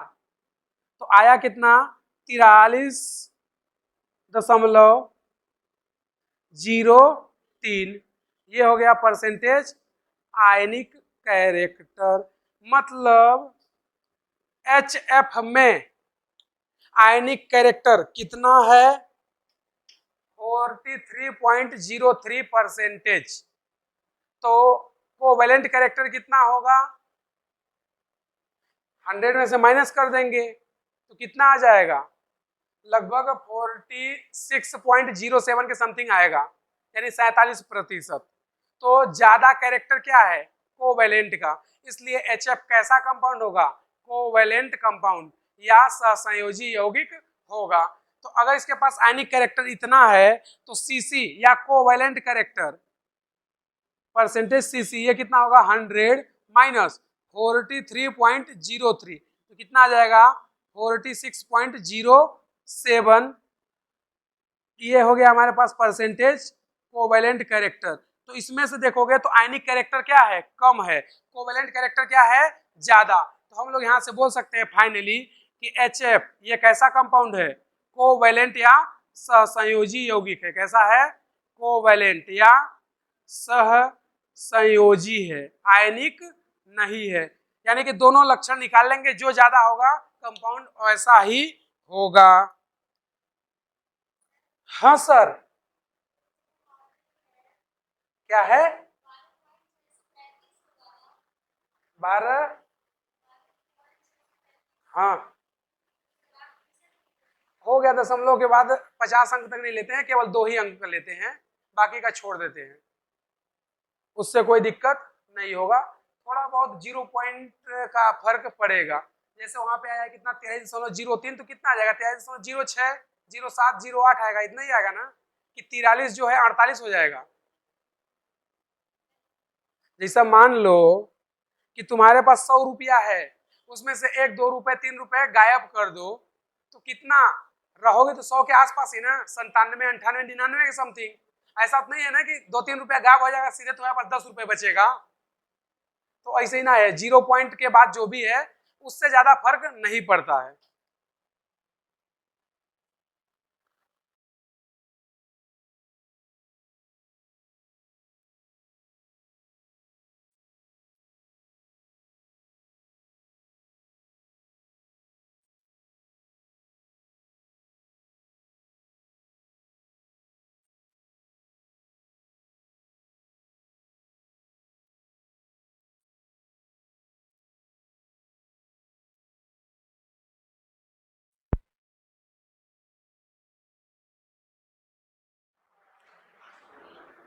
क्वेश्चन क्या था NaCl में परसेंटेज आयनिक कैरेक्टर ज्ञात करना था, ठीक है। तो परसेंटेज आयनिक कैरेक्टर ये क्या होता है 16 into delta EN plus 3.5 into delta EN का स्क्वायर। तो यहाँ से सबसे पहले सोडियम का EN कितना होता है 0.9, क्लोरीन का EN 3 और डेल्टा EN कितना हो जाएगा 3 माइनस 0.9, तो कितना आ जाएगा 1.1, इतना ही आएगा। इसको अब सॉल्व कर लेते हैं। परसेंटेज आयनिक कैरेक्टर 16 इंटू डेल्टा EN कितना है 1.1 प्लस 3.5 इंटू ये कितना है 1.1 का स्क्वायर। तो इसका इससे मल्टीप्लाई करो, 16 एक कम 16 और ये 16 एक कम 16, 16 और एक कितना हो जाएगा 17, 176 प्लस एक अंक बाद दशमलव है तो इतना कर देंगे 3.5 इंटू 11 का स्क्वायर कितना होता है 121, 2 अंक बाद दशमलव लगा दो, इसका इससे मल्टीप्लाई करो तो 17.6 प्लस इसका इससे मल्टीप्लाई करते हैं 35121। कहाँ गलत है?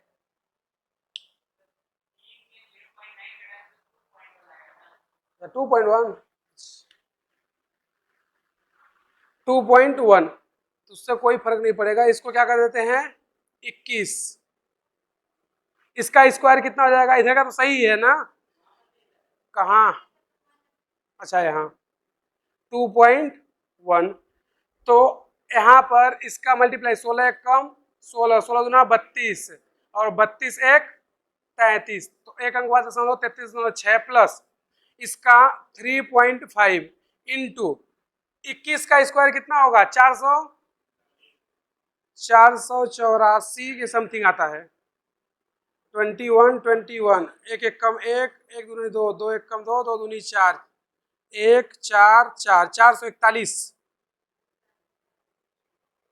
इतना ही आएगा ना? तो ये कितना हो जाएगा? 441 दो अंक बाद दशमलव तो दो अंक बाद दशमलव। इसको इससे मल्टीप्लाई करो तो ये कितना हो जाएगा? 33.6 प्लस इसका इससे मल्टीप्लाई कर देते हैं 3.5 इंटू 4.41 ये कितना आ जाएगा? 5 एक कम 5 5 चौक 20 5 चौक 20 2 22 3 एक कम 3 3 चौक 12 3 चौक 12 एक 13 यहाँ से 5 ये 3 ये 4 ये 5 और ये 1 1 2 3 3 अंक बाद दशमलव है तो आ जाएगा 15.43।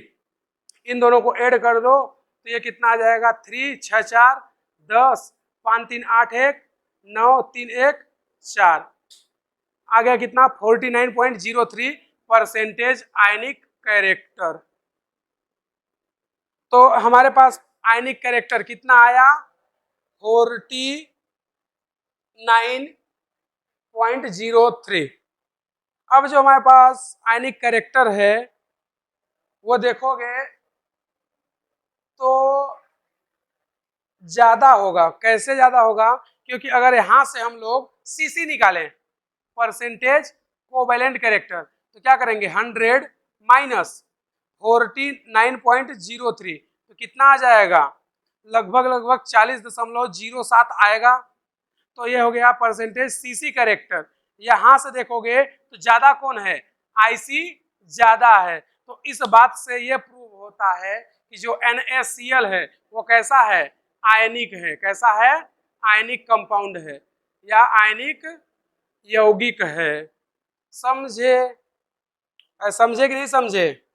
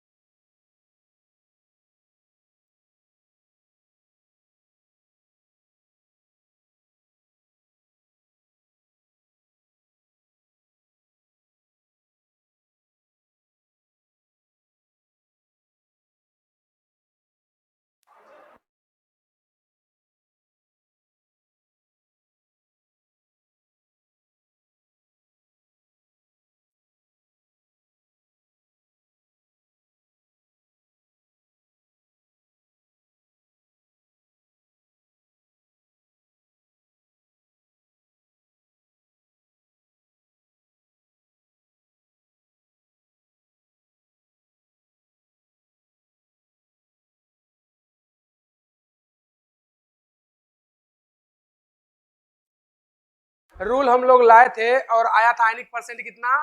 49%। और जब कोवेलेंट कैरेक्टर देखे तो कितना आया था 51%। इसका मतलब हैनी स्मिथ के रूल के अकॉर्डिंग NaCl कैसा होता है, कोवेलेंट या सहसंयोजी, जबकि वास्तविकता यह है कि NaCl कैसा होता है, आयनिक यौगिक।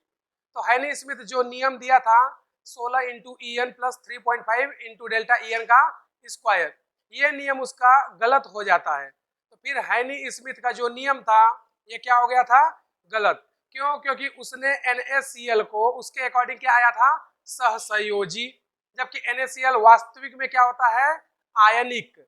इसलिए हैनी स्मिथ का नियम 100% सत्य नहीं होता है। तो लिख लेना नोट,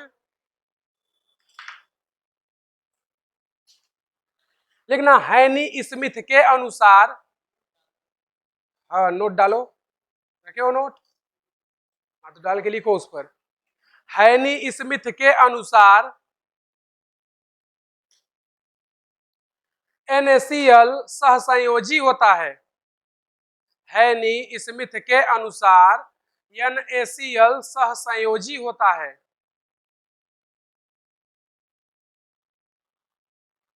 हैनी स्मिथ के अनुसार NaCl सहसंयोजी होता है, परंतु वास्तविकता में,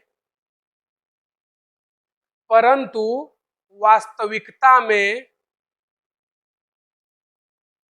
परंतु वास्तविकता में NaCl आयनिक होता है, परंतु वास्तविकता में NaCl आयनिक होता है।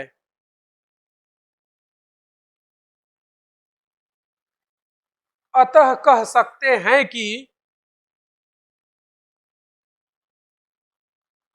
अतः कह सकते हैं कि यह नियम 100% सत्य नहीं है। अतः यह कह सकते हैं कि यह नियम 100% सत्य नहीं है। अतः कह सकते हैं कि यह नियम 100% सत्य नहीं है। लिख चुके? तो देखना इसका नियम फिर फेल हो गया, तो अगला जो साइंटिस्ट आता है उसको हम लोग बोलते हैं गैलियस मापक। क्या बोलते हैं? गैलियस मापक। तो ये क्या करता है, ये भी आयनिक यौगिकों के बारे में बताता है, लेकिन ये कुछ अलग तरीके से बताता है, और ये कैसे बताता है वो भी हम लोग देख ले रहे हैं। यहाँ पर जो नीचे लिखेंगे वो क्या होगा, चेंज इन डेल्टा En। तो यहाँ पर डेल्टा En ये होगा 1.7। इधर पर जो भी होगा वो क्या होगा, आयनिक। क्या होगा, आयनिक। और इधर जो भी होगा वो क्या होगा, सहसंयोजी। क्या होगा, सहसंयोजी। इसी को क्या बोलते हैं, कोवैलेंट। तो है गैलियस मापक बोलता है कि, सॉरी इसको थोड़ा, इसको इस पार कर देना। गैलियस बोलता है कि अगर डेल्टा En का अंतर कितना आ जाए, 1.7 या उससे कम आ जाए, तो वो कंपाउंड कैसा होगा, सहसंयोजी या कोवैलेंट होगा। और अगर डेल्टा En का अंतर 1.7 से ज्यादा आ जाए तो वो क्या होंगे, आयनिक होंगे। तो इसके हिसाब से इसने एक मापक या पैमाना तैयार किया था। नीचे बताया क्या कि डेल्टा En अगर 1.7 या उससे कम आता है तो कंपाउंड कैसा होगा, सहसंयोजी। और अगर डेल्टा En का मान 1.7 से ज्यादा आ जाए तो वो कंपाउंड कैसा होगा, आयनिक होगा। तो उसने यहाँ पर जो बताया, इधर पर मान लेते हैं हम लोग 0, बीच में 1, यहाँ पर 1.5 और ये 1.7, इधर पे मान लेते हैं 2, 2.5, 3 और 3.5। ठीक है, तो अब हम लोग इसमें एक एग्जाम्पल लेके देखते हैं जो हैनी स्मिथ बताया था। उसने क्या बताया था, NaCl क्या होता है, कोवैलेंट या सहसंयोजी। तो यहाँ से चेक करते हैं गैलियस के अकॉर्डिंग। तो उसने NaCl को लिया और चेक करके देखा तो यहाँ पर देखोगे तो सोडियम का ईएन 0.9, क्लोरीन का ईएन 3, तो दोनों के डेल्टा ईएन में अंतर कितना आएगा 3 माइनस 0.9, तो कितना आ जाएगा 2.1, यानी कि डेल्टा ईएन की वैल्यू कितना आ गई 2.1, और ये 2.1 1.7 से ज्यादा है। इसका मतलब वो 1.7 और 3.5 के बीच में आ रहा है। इसका मतलब है कि जो NaCl कंपाउंड होता है ये कैसा है आयनिक, कैसा होता है आयनिक, जबकि हेनी स्मिथ इसको क्या बता रहा था सहसंयोजी, और एक्चुअल में NaCl होता क्या है आयनिक। तो गैलियस मापक के अकॉर्डिंग NaCl क्या होता है आयनिक, और वास्तविकता में भी यह क्या होगा आयनिक। लेकिन जब आगे हम लोग देखेंगे तो देखना एक एग्जांपल और लेते हैं HF का, इसका HF का, तो हाइड्रोजन का ईएन कितना होता है 2.1, फ्लोरीन का ईएन 4, तो डेल्टा ईएन में अंतर कितना आ जाएगा 4 माइनस 2.1, तो कितना आ जाएगा 1.9, तो डेल्टा ईएन कितना आ गया 1.9, कितना आया 1.9, हाँ 1.9 आया। तो गैलियस क्या बोलता है कि अगर 1.7 से ज्यादा वैल्यू आए तो कैसा होगा कंपाउंड आयनिक, कैसा होगा आयनिक। लेकिन जो HF होता है वो एक्चुअल में सहसंयोजी होता है, आयनिक नहीं होता है। तो गैलियस के अकॉर्डिंग ये कैसा है आयनिक, कैसा है आयनिक। इसी के साथ एक एग्जांपल और चेक कर लेते हैं LiCl, लिथियम क्लोराइड, ये कौन है हाइड्रोजन फ्लोराइड HF, या इसी को बोलते हैं हाइड्रोफ्लोरिक एसिड। तो अगला एग्जांपल हम लोग ले रहे हैं किसको लिथियम क्लोराइड को LiCl, तो लिथियम का ईएन कितना 1, क्लोरीन का ईएन 3, डेल्टा ईएन कितना हो जाएगा 3 माइनस 1, तो डेल्टा ईएन आएगा यहाँ से 2, और ये 1.7 से ज्यादा है, तो ये भी कैसा हो गया आयनिक अकॉर्डिंग टू गैलियस। जबकि ये दोनों ही कंपाउंड वास्तविक में सहसंयोजी होते हैं, जबकि दोनों ही कंपाउंड कैसे होते हैं सहसंयोजी, तो गैलियस का रूल भी फेल हो जाता है। तो हम लोग बोल सकते हैं कि यह भी नियम 100% सत्य नहीं है। तो फिर इस रूल में थोड़ा सा चेंजेस किया गया। वो चेंजेस क्या किया गया, उन्होंने बोला कि अगर डेल्टा ईएन का अंतर 2.1 या उससे ज्यादा हो तो वो कंपाउंड आयनिक होंगे, और अगर डेल्टा ईएन का अंतर 2.1 से कम हो तो वो क्या होंगे कोवैलेंट या सहसंयोजी।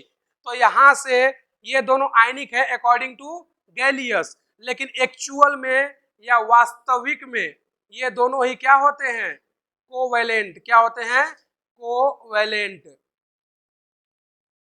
तो हम लोग यहाँ से बोल सकते हैं कि यह नियम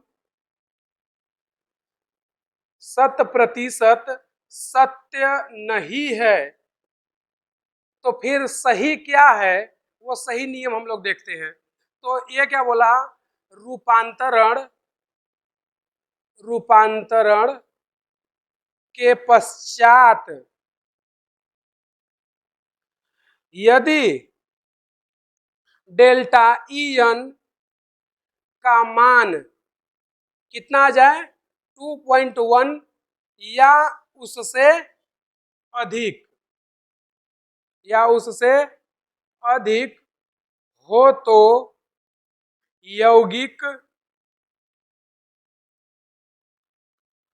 आयनिक होगा, यौगिक आयनिक होगा। तो यहां से अब इनको चेक करोगे तो इसका मान कितना आया है 1.9, 2.1 से क्या है कम है, इसका मतलब HF क्या होगा सहसंयोजी। इसका मान कितना आया है 2, 2.1 से क्या है कम है, तो ये भी क्या हो जाएगा, सहसंयोजी। तो हेनी स्मिथ ने बताया था कि HF सहसंयोजी होता है, सही है। NaCl क्या होता है, सहसंयोजी, जो कि गलत था। तो हेनी स्मिथ का नियम गलत हो गया, यानी कि सही 100% नहीं था। फिर गैलियस ने बताया कि अगर डेल्टा En में अंतर कितना आ जाए 1.7 या उससे कम तो यौगिक सहसंयोजी होगा, और अगर 1.7 से ज्यादा आ जाए तो यौगिक आयनिक होगा। लेकिन उसके अकॉर्डिंग HF और LiCl क्या होते हैं, आयनिक, जबकि वास्तविकता क्या है, दोनों ही क्या होते हैं, सहसंयोजी। फिर इस रूल को थोड़ा सा मॉडिफाई कर दिया गया या चेंज कर दिया गया, और क्या बताया गया कि अगर डेल्टा En का मान 2.1 या उससे अधिक हो तो कंपाउंड कैसा होगा, आयनिक। समझे, तो इसको छाप लो। तो देखना हाइड्रोक्साइड क्या होता है, जैसे हमने एक कंपाउंड ले लिया MOH, जब इसको हम लोग ब्रेक करेंगे या इसे आयनाइज्ड करेंगे या तोड़ेंगे तो ये क्या बनेगा, M प्लस OH माइनस। तो ये जो M है ये कौन होता है, मेटल या धातु, और ये जो OH माइनस है इसी को हम लोग क्या बोलते हैं, हाइड्रोक्साइड। क्या बोलते हैं, हाइड्रोक्साइड। तो हम लोग ये जो OH माइनस आयन है इसी की अम्लीयता और क्षारीयता को चेक करना चाहते हैं। तो OH आया है, क्या आया है, OH माइनस। तो यहाँ पर जो भी कैरेक्टर होगा वो कैसा होगा, बेसिक या क्षारीय। लेकिन अगर हम लोग इसी को एक दूसरे तरीके से ब्रेक करें, कैसे, MO minus plus H plus, तो यहां पर ये जो आएगा ये क्या देगा, एसिडिक। यानी कि MOH क्षार और अम्ल दोनों का सूत्र हो सकता है, ठीक है, MOH क्षार और अम्ल दोनों का सूत्र हो सकता है। अगर वो बेसिक है तो M प्लस OH माइनस हमें देगा, और अगर वो एसिड है तो MO माइनस और H प्लस देगा। कैसे, एक एग्जाम्पल देखते हैं। जैसे हमारे पास दिया है NaOH, इसको अगर ब्रेक करें तो हमें क्या मिलेगा, Na प्लस OH माइनस। तो इस OH माइनस के कारण हमें कैसा कैरेक्टर मिलेगा, बेसिक या क्षारीय। लेकिन यहीं पर हम लोग ले लें H2SO4, तो इसको जब ब्रेक करेंगे तो क्या बनेगा, 2H प्लस SO4 माइनस 2। तो यहाँ पर ये जो H प्लस है ये हमें क्या देगा, एसिडिक कैरेक्टर। क्या देगा, एसिडिक कैरेक्टर। तो देखोगे हमने यहाँ पे क्या लिखा है, MO माइनस, तो ये हो गया MO माइनस। तो M जरूरी नहीं कि हर बार मेटल ही हो। हमने तुम्हें बताया था कि मेटल का ऑक्साइड, हाइड्रोक्साइड और हाइड्राइड कैसे होते हैं, क्षारीय होंगे। अगर धातु का ऑक्साइड है, हाइड्रोक्साइड है या हाइड्राइड है तो वो सभी क्या होते हैं, क्षारीय। अधातु का ऑक्साइड हो, हाइड्रोक्साइड हो या हाइड्राइड, वो सभी क्या होते हैं, अम्लीय। इसके बीच में बचा कौन, केवल दो, एक तो मेटेलॉइड और दूसरा एम्फोटेरिक, यानी कि एक उपधातु और दूसरा उभयधर्मी धातु। तो उन दोनों को छोड़ दे तो धातु का चाहे ऑक्साइड हो, हाइड्रोक्साइड हो या हाइड्राइड, सभी क्या होंगे, क्षारीय होंगे। और अधातु का ऑक्साइड, हाइड्रोक्साइड और हाइड्राइड सभी क्या होते हैं, अम्लीय होते हैं। तो जो धातु का हाइड्रोक्साइड होता है उसको हाइड्रोक्साइड नहीं बोलते, उसको हम लोग बोल देते हैं ऑक्सी एसिड। जैसे H2SO4 ये क्या है, ऑक्सी एसिड है, इसको हाइड्रोक्साइड नहीं बोलेंगे। होने के लिए OH होता है, OH होगा लेकिन उसको हम लोग हाइड्रोक्साइड नहीं बोलेंगे। जैसे एग्जांपल देखना, ये हो गया सल्फर, इधर पर ऑक्सीजन, इधर भी ऑक्सीजन, इधर से OH और इधर भी OH। तो देखोगे इसके पास OH है, इसमें भी OH था, तो OH को हमने क्या बोला, हाइड्रोक्साइड। लेकिन जब अधातु के साथ कोई OH होता है तो उसको हाइड्रोक्साइड ना बोल के क्या बोलते हैं, ऑक्सी एसिड बोलते हैं। क्या बोलते हैं, ऑक्सी एसिड। मतलब हाइड्रोक्साइड इनके पास होता है लेकिन उसको हाइड्रोक्साइड ना बोल के क्या बोलते हैं, ऑक्सी एसिड। तो मेटल का ऑक्साइड हो, हाइड्रोक्साइड हो या हाइड्राइड हो, सभी क्या होंगे, एसिडिक। और क्षार का या बेस का कोई भी हो, ऑक्साइड, हाइड्रोक्साइड या हाइड्राइड, सभी क्या होते हैं, क्षारीय। तो हमें कोई भी कंपाउंड दे, अगर उसको ऐसे ब्रेक करेंगे तो वो क्या मिलेगा, बेसिक। अगर इस तरह से ब्रेक करेंगे तो क्या मिलेगा, एसिडिक। ये होता है क्या, हाइड्रोक्साइड की कहानी। तो यहाँ पर तुम्हें एग्जांपल दिखाएं NaOH का, ये Na प्लस और OH माइनस में टूटेगा, OH माइनस के कारण हमें मीडियम कैसा मिलेगा, बेसिक। सोडियम है क्या, धातु, तो ये क्या बन गया, धातु का हाइड्रोक्साइड, यानी कि धातु का हाइड्रोक्साइड कैसा होता है, क्षारी। उसी तरह H2SO4 को हमने ब्रेक किया 2H plus plus SO4 minus में। तो यहाँ पे जो सल्फर है वो क्या है, नॉन मेटल या अधातु। तो नॉन मेटल का हाइड्रोक्साइड या ऑक्सी एसिड वो कैसा होगा, एसिडिक।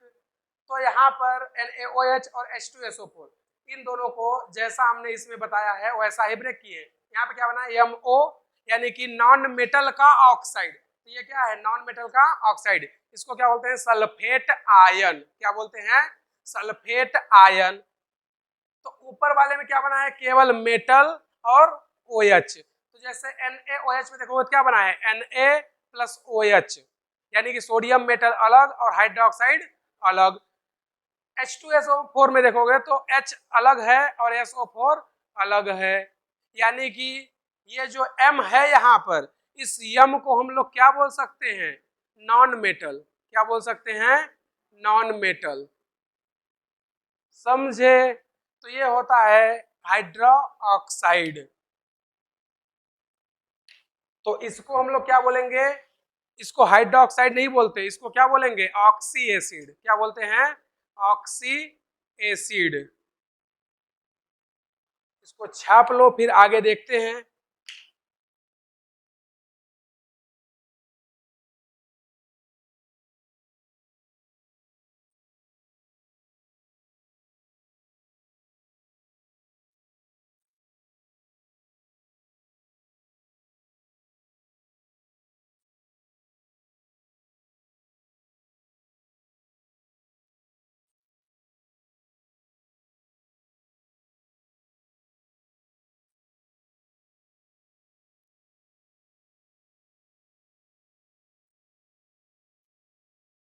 ऑक्साइड की अगर बात करें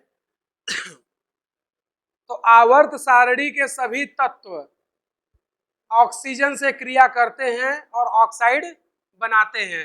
आवर्त सारणी के सभी तत्व O2 से क्रिया करके ऑक्साइड बनाते हैं।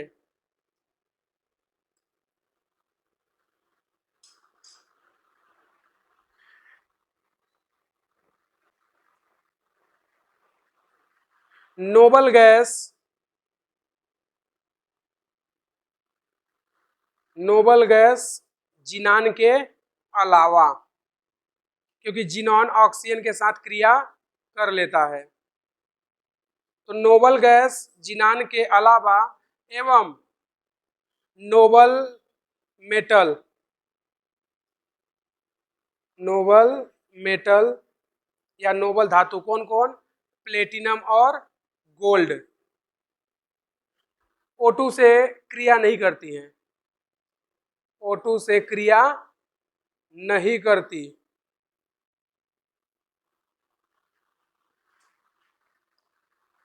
और अगले पॉइंट की बात करें तो फ्लोरीन,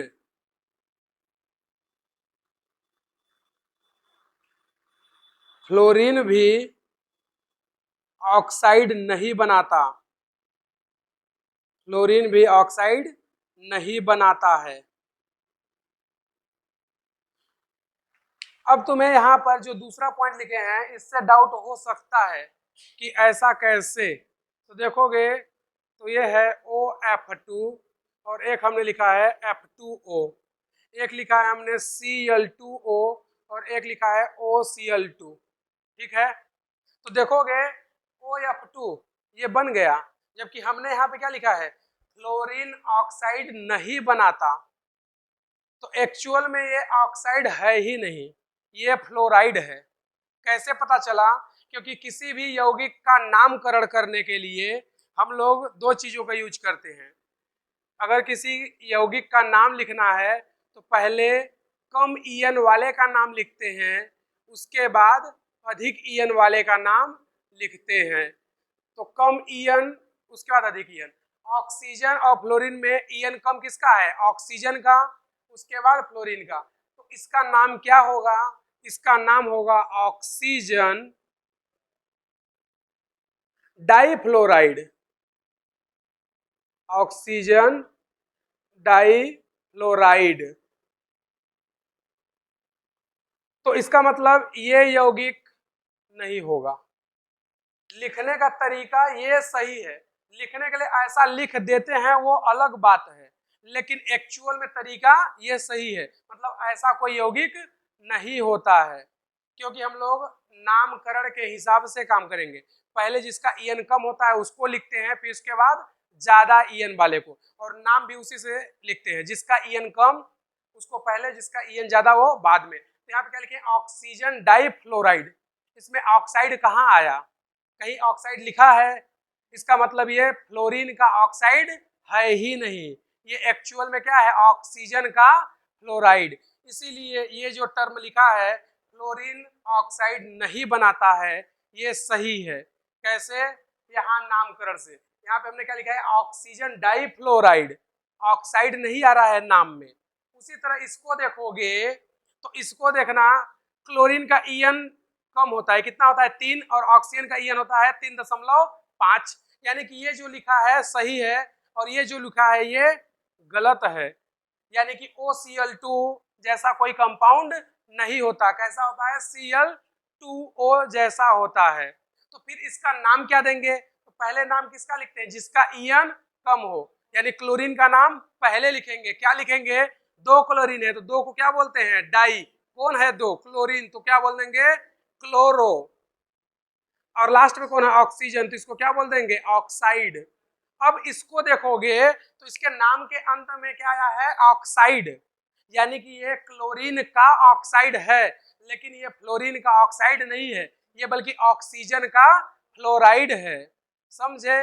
इसलिए फ्लोरीन कभी भी ऑक्साइड नहीं बनाता है, और सभी नोबल गैस ऑक्साइड नहीं बनाती है जिनान के अलावा, क्योंकि जिनॉन बना लेता है। XeO2, XeO4 ये सब बनाता है।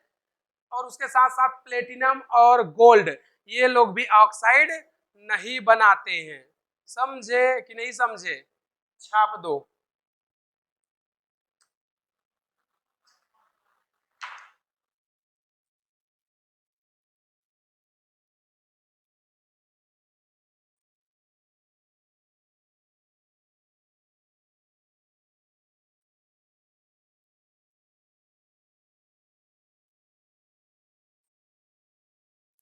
देखना अगला जो हमारा है वो क्या है? Types of oxide. हिंदी में बोलेंगे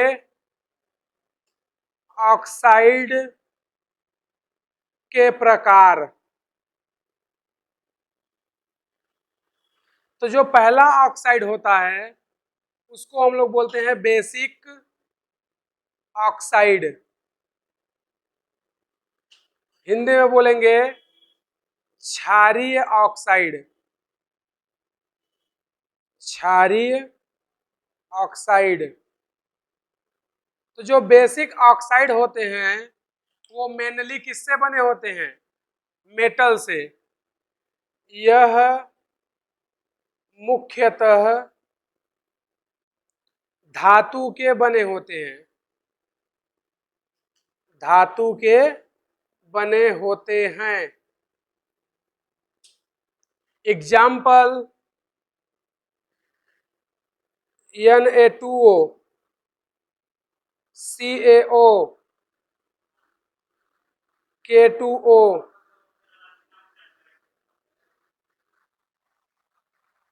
तुम लोग बहुत बतिया रहे हो पिछले 4 दिन से। जिस दिन मूड खराब होगा ना, यहीं पे लेटा के कूटेंगे, फिर घर वालों को बुला लेना। जो करना हो कर लेना मेरा, ठीक है। जब हम बोले तो तुम्हारी आवाज नहीं आनी चाहिए, समझ गए। ये फर्स्ट और लास्ट वार्निंग है, दोबारा वार्निंग देंगे, पहले पूछेंगे उसके बाद वार्निंग देंगे। सेकेंड जो होता है उसको हम लोग बोलते हैं एसिडिक ऑक्साइड। हिंदी में क्या बोलते हैं? अम्लीय ऑक्साइड। अब जो अम्लीय ऑक्साइड होते हैं ये जनरली किसके बने होंगे? अधातु के। किसके बने होंगे? यह अधातु या नॉन मेटल का बना होता है। और हमने पहले ही बताया था कि मेटल का चाहे ऑक्साइड हो, हाइड्रोक्साइड हो या हाइड्राइड, सभी क्या होंगे? क्षारी। उसी तरह नॉन मेटल का ऑक्साइड, हाइड्रोक्साइड या हाइड्राइड, सभी क्या होते हैं? एसिडिक। एग्जाम्पल SO2,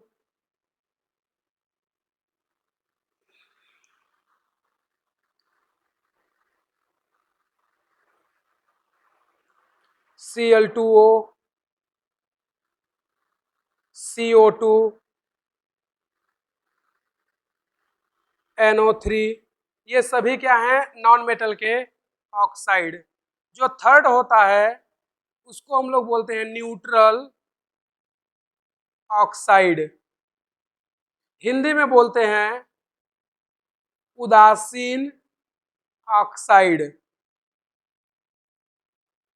तो न्यूट्रल ऑक्साइड का मतलब होता है ऐसा ऑक्साइड जो किसी से क्रिया नहीं करता हो।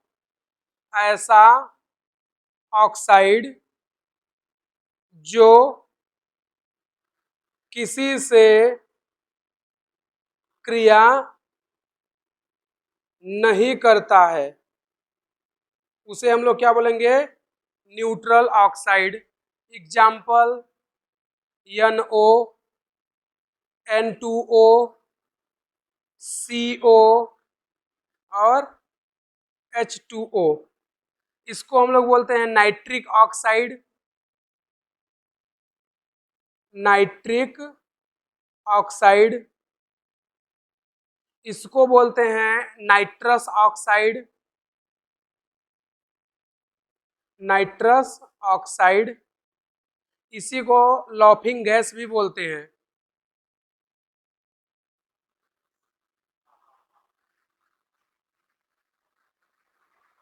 और अगर इसका ज्यादा मात्रा में यूज करो तो मृत्यु भी हो सकती है।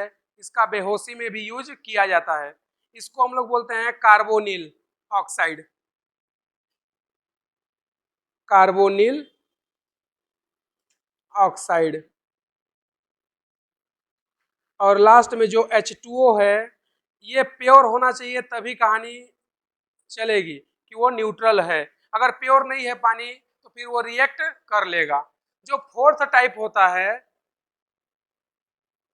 Amphoteric oxide. Amphoteric oxide Hindi में बोलते हैं उभयधर्मी ऑक्साइड। उभयधर्मी ऑक्साइड। तो जो एम्फोटेरिक ऑक्साइड होते हैं ये ऐसे ऑक्साइड होते हैं जो अम्ल और क्षार दोनों से रिएक्ट करते हैं। अम्ल व क्षार दोनों से क्रिया करते हैं। एग्जाम्पल तुम लोगों को हम बताए थे एम्फोटेरिक मेटल कौन कौन? Beryllium, aluminium, zinc, tin, lead और गैलियम। ये सब कैसी होती हैं? Amphoteric metal. इनके ऑक्साइड और हाइड्रोक्साइड दोनों ऐसे होते हैं जो अम्ल और क्षार दोनों से क्रिया करते हैं। तो हमने इसका तुम्हें ट्रिक भी बताया था। Beryllium, aluminium, zinc, tin, lead और गैलियम। ट्रिक क्या बताए थे? बोले अली जी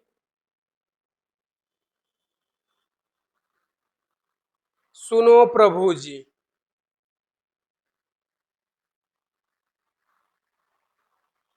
यानी कि इसका ऑक्साइड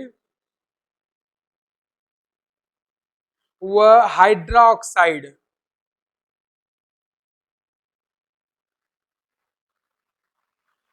दोनों कैसे होते हैं? उभयधर्मी।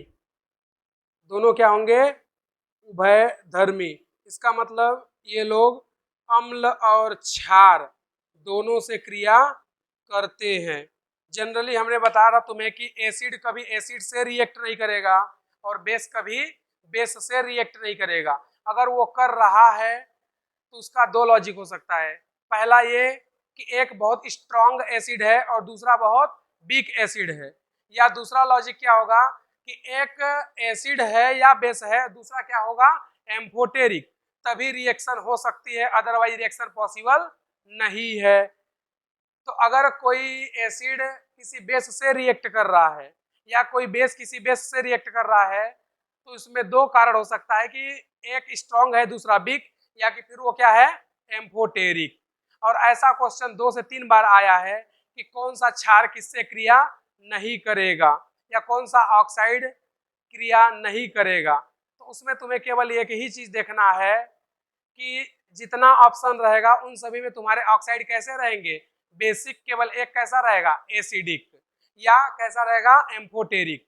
तो ऑक्साइड हमारे 4 प्रकार के होते हैं, बेसिक, एसिडिक, न्यूट्रल और एम्फोटेरिक। न्यूट्रल किसी से क्रिया नहीं करते, एम्फोटेरिक एसिड और बेस दोनों से रिएक्ट करते हैं। बेसिक जो ऑक्साइड होता है वो किसका बना होगा, मेटल का, और एसिडिक जो ऑक्साइड होता है वो किसका बना होता है, नॉन मेटल या अधातु का। तो हमने तुम्हें पहले ही बताया था कि मेटल का चाहे ऑक्साइड हो या हाइड्रोक्साइड हो या हाइड्राइड हो, सभी क्या होंगे, क्षारीय होंगे। और जो नॉन मेटल के ऑक्साइड होते हैं, हाइड्रोक्साइड और हाइड्राइड, वो सभी क्या होते हैं, एसिडिक होते हैं। जैसे ammonia, H2S hydrogen sulphide, HF hydrogen fluoride, ये सब क्या है, नॉन मेटल के हाइड्राइड, और सभी कैसे होते हैं, अम्लीय होते हैं। तो नॉन मेटल का ऑक्साइड, हाइड्रोक्साइड और हाइड्राइड सभी क्या होते हैं, अम्लीय, और मेटल का ऑक्साइड, हाइड्रोक्साइड और हाइड्राइड सभी क्या होते हैं, क्षारीय। तो इतना छाप लो, फिर उसके बाद आगे देखते हैं। होता है उभयधर्मी। उभयधर्मी का मतलब क्या होता है, जो एसिड और बेस दोनों से रिएक्ट करे या क्रिया करे। तो एसिडिक एंड बेसिक दोनों से ये लोग क्रिया करेंगे, तो क्या होंगे, उभयधर्मी। उसी तरह कुछ डी ब्लॉक के मेटल होते हैं जो उभयधर्मी होते हैं, जैसे K2Cr2O7, KMnO4, Cr2O3, MnO2, CrO, MnO। तो इसमें देखोगे तो जो इसका ऑक्सीडेशन होता है वो कितना होता है, +6, इसका होता है +7, इसका होता है +3, इसका होता है +4, इसका होगा +2, इसका भी होगा +2। तो एक चीज हमेशा याद रखना, जो हायर ऑक्सीडेशन स्टेट होता है, हायर ऑक्सीडेशन स्टेट, वो हमेशा क्या होगा, एसिडिक। और जो लोअर ऑक्सीडेशन होता है, जो लोअर ऑक्सीडेशन स्टेट होता है वो कैसा होता है, बेसिक। और जो बीच वाले बच गए ये क्या होते हैं, एम्फोटेरिक या उभयधर्मी। तो डी ब्लॉक के भी कुछ ऑक्साइड होते हैं जो कैसे होते हैं, उभयधर्मी होते हैं। तो किसी भी यौगिक का अगर उच्च ऑक्सीकरण अवस्था है तो वो कैसा होगा, एसिडिक, निम्न है तो बेसिक, अगर बीच का है तो एम्फोटेरिक।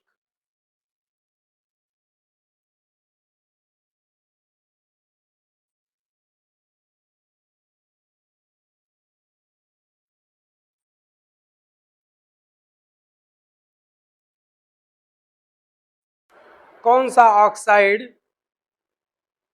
अधिक अम्लीय है? कौन सा ऑक्साइड अधिक अम्लीय है? ये आया था नीट 2018 में। ऑप्शन फर्स्ट है MgO, सेकेंड है BeO, थर्ड है BaO और फोर्थ है CaO। क्वेश्चन नंबर सेकेंड, ये आया था नीट 2019 में और क्वेश्चन क्या दिया था? कौन सा हाइड्रोक्साइड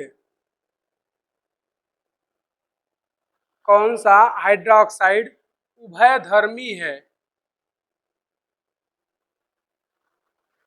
और ऑप्शन दिया था नंबर फर्स्ट SrOH का whole twice, number second CaOH का whole twice, number third MgOH का होल ट्वाइस और नंबर फोर्थ BeOH का होल ट्वाइस। थर्ड क्वेश्चन, ये भी आया था 2019 में नीट में ही।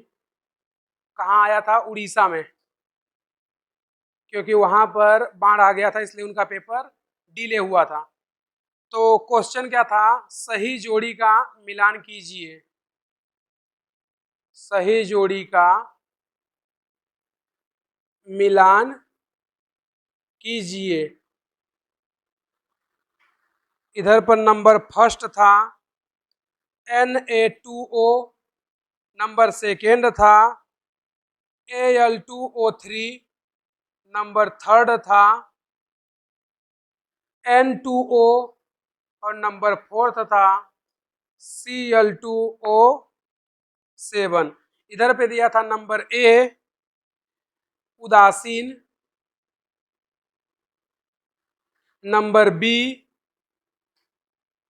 क्षारीय, नंबर सी अम्लीय और नंबर डी उभयधर्मीय।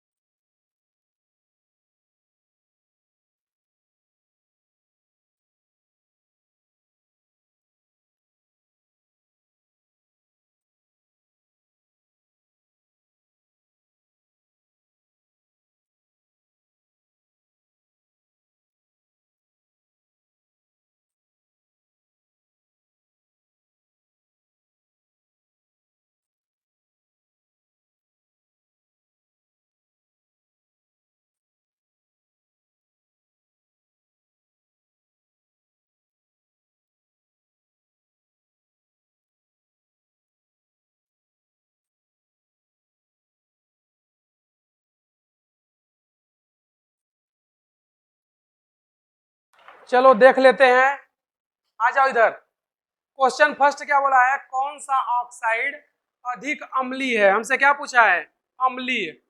ये क्या है, मैग्नीशियम। मैग्नीशियम क्या होता है, धातु, और धातु का ऑक्साइड, हाइड्रोक्साइड और हाइड्राइड कैसा होता है, क्षारी। वो हमसे क्या पूछा है, अम्लीय, मतलब ये आंसर नहीं हो सकता। ये बेरियम क्या होता है, धातु, और धातु का ऑक्साइड, हाइड्रोक्साइड क्या होते हैं, क्षारी, ये भी नहीं होगा। कैल्शियम का ऑक्साइड, ये भी कैसा होगा, क्षारी। यहाँ पे है बेरेलियम, और बेरेलियम कैसा होता है, उभयधर्मी, और उभयधर्मी अम्ल और क्षार दोनों से क्रिया करते हैं, इसलिए सबसे ज्यादा अम्लीय कौन होगा, बेरेलियम का ऑक्साइड, या सेकेंड आंसर। दूसरा क्वेश्चन पूछा है, कौन सा हाइड्रोक्साइड उभयधर्मी है, तो हमसे हाइड्रोक्साइड पूछ रहा है, वो भी उभयधर्मी। तो उभयधर्मी धातु कौन कौन होती है, बेरिलियम, एल्यूमिनियम, जिंक, टीन और लेड। तो इसमें देखोगे ये है मैग्नीशियम, या कैल्शियम, या स्टोनशियम, ये तीनों ही क्या होती है, धातु, जबकि बेरिलियम क्या होती है, उभयधर्मी धातु। तो इसका हाइड्रोक्साइड भी कैसा होगा, उभयधर्मी। तो ऑप्शन क्या हो जाएगा, फोर्थ। उसके बाद सही जोड़ी का मिलान कीजिए। ये क्या है, सोडियम का ऑक्साइड। सोडियम क्या होता है, धातु, और धातु का ऑक्साइड कैसा होता है, क्षारी। तो इसका आंसर क्या हो जाएगा, क्षारी, यानी फर्स्ट का होगा बी। सेकेंड क्या है, Al2O3। एल्यूमिनियम कैसा होता है, उभयधर्मी धातु, तो उसका ऑक्साइड भी कैसा होगा, उभयधर्मी, यानी कि डी नंबर। उसके बाद है नाइट्रोजन का ऑक्साइड N2O। तो N2O हमने अभी बताया था न्यूट्रल ऑक्साइड होता है, जो किसी से क्रिया नहीं करता, तो इसका क्या हो जाएगा, ए, यानी थर्ड का हो जाएगा ए। और फोर्थ बचा कौन, Cl2O7। तो क्लोरीन क्या होता है, नॉन मेटल या अधातु, और ये क्या है उसका ऑक्साइड। तो अधातु का ऑक्साइड कैसा होता है, अम्लीय। तो आंसर क्या हो जाएगा फोर्थ का सी।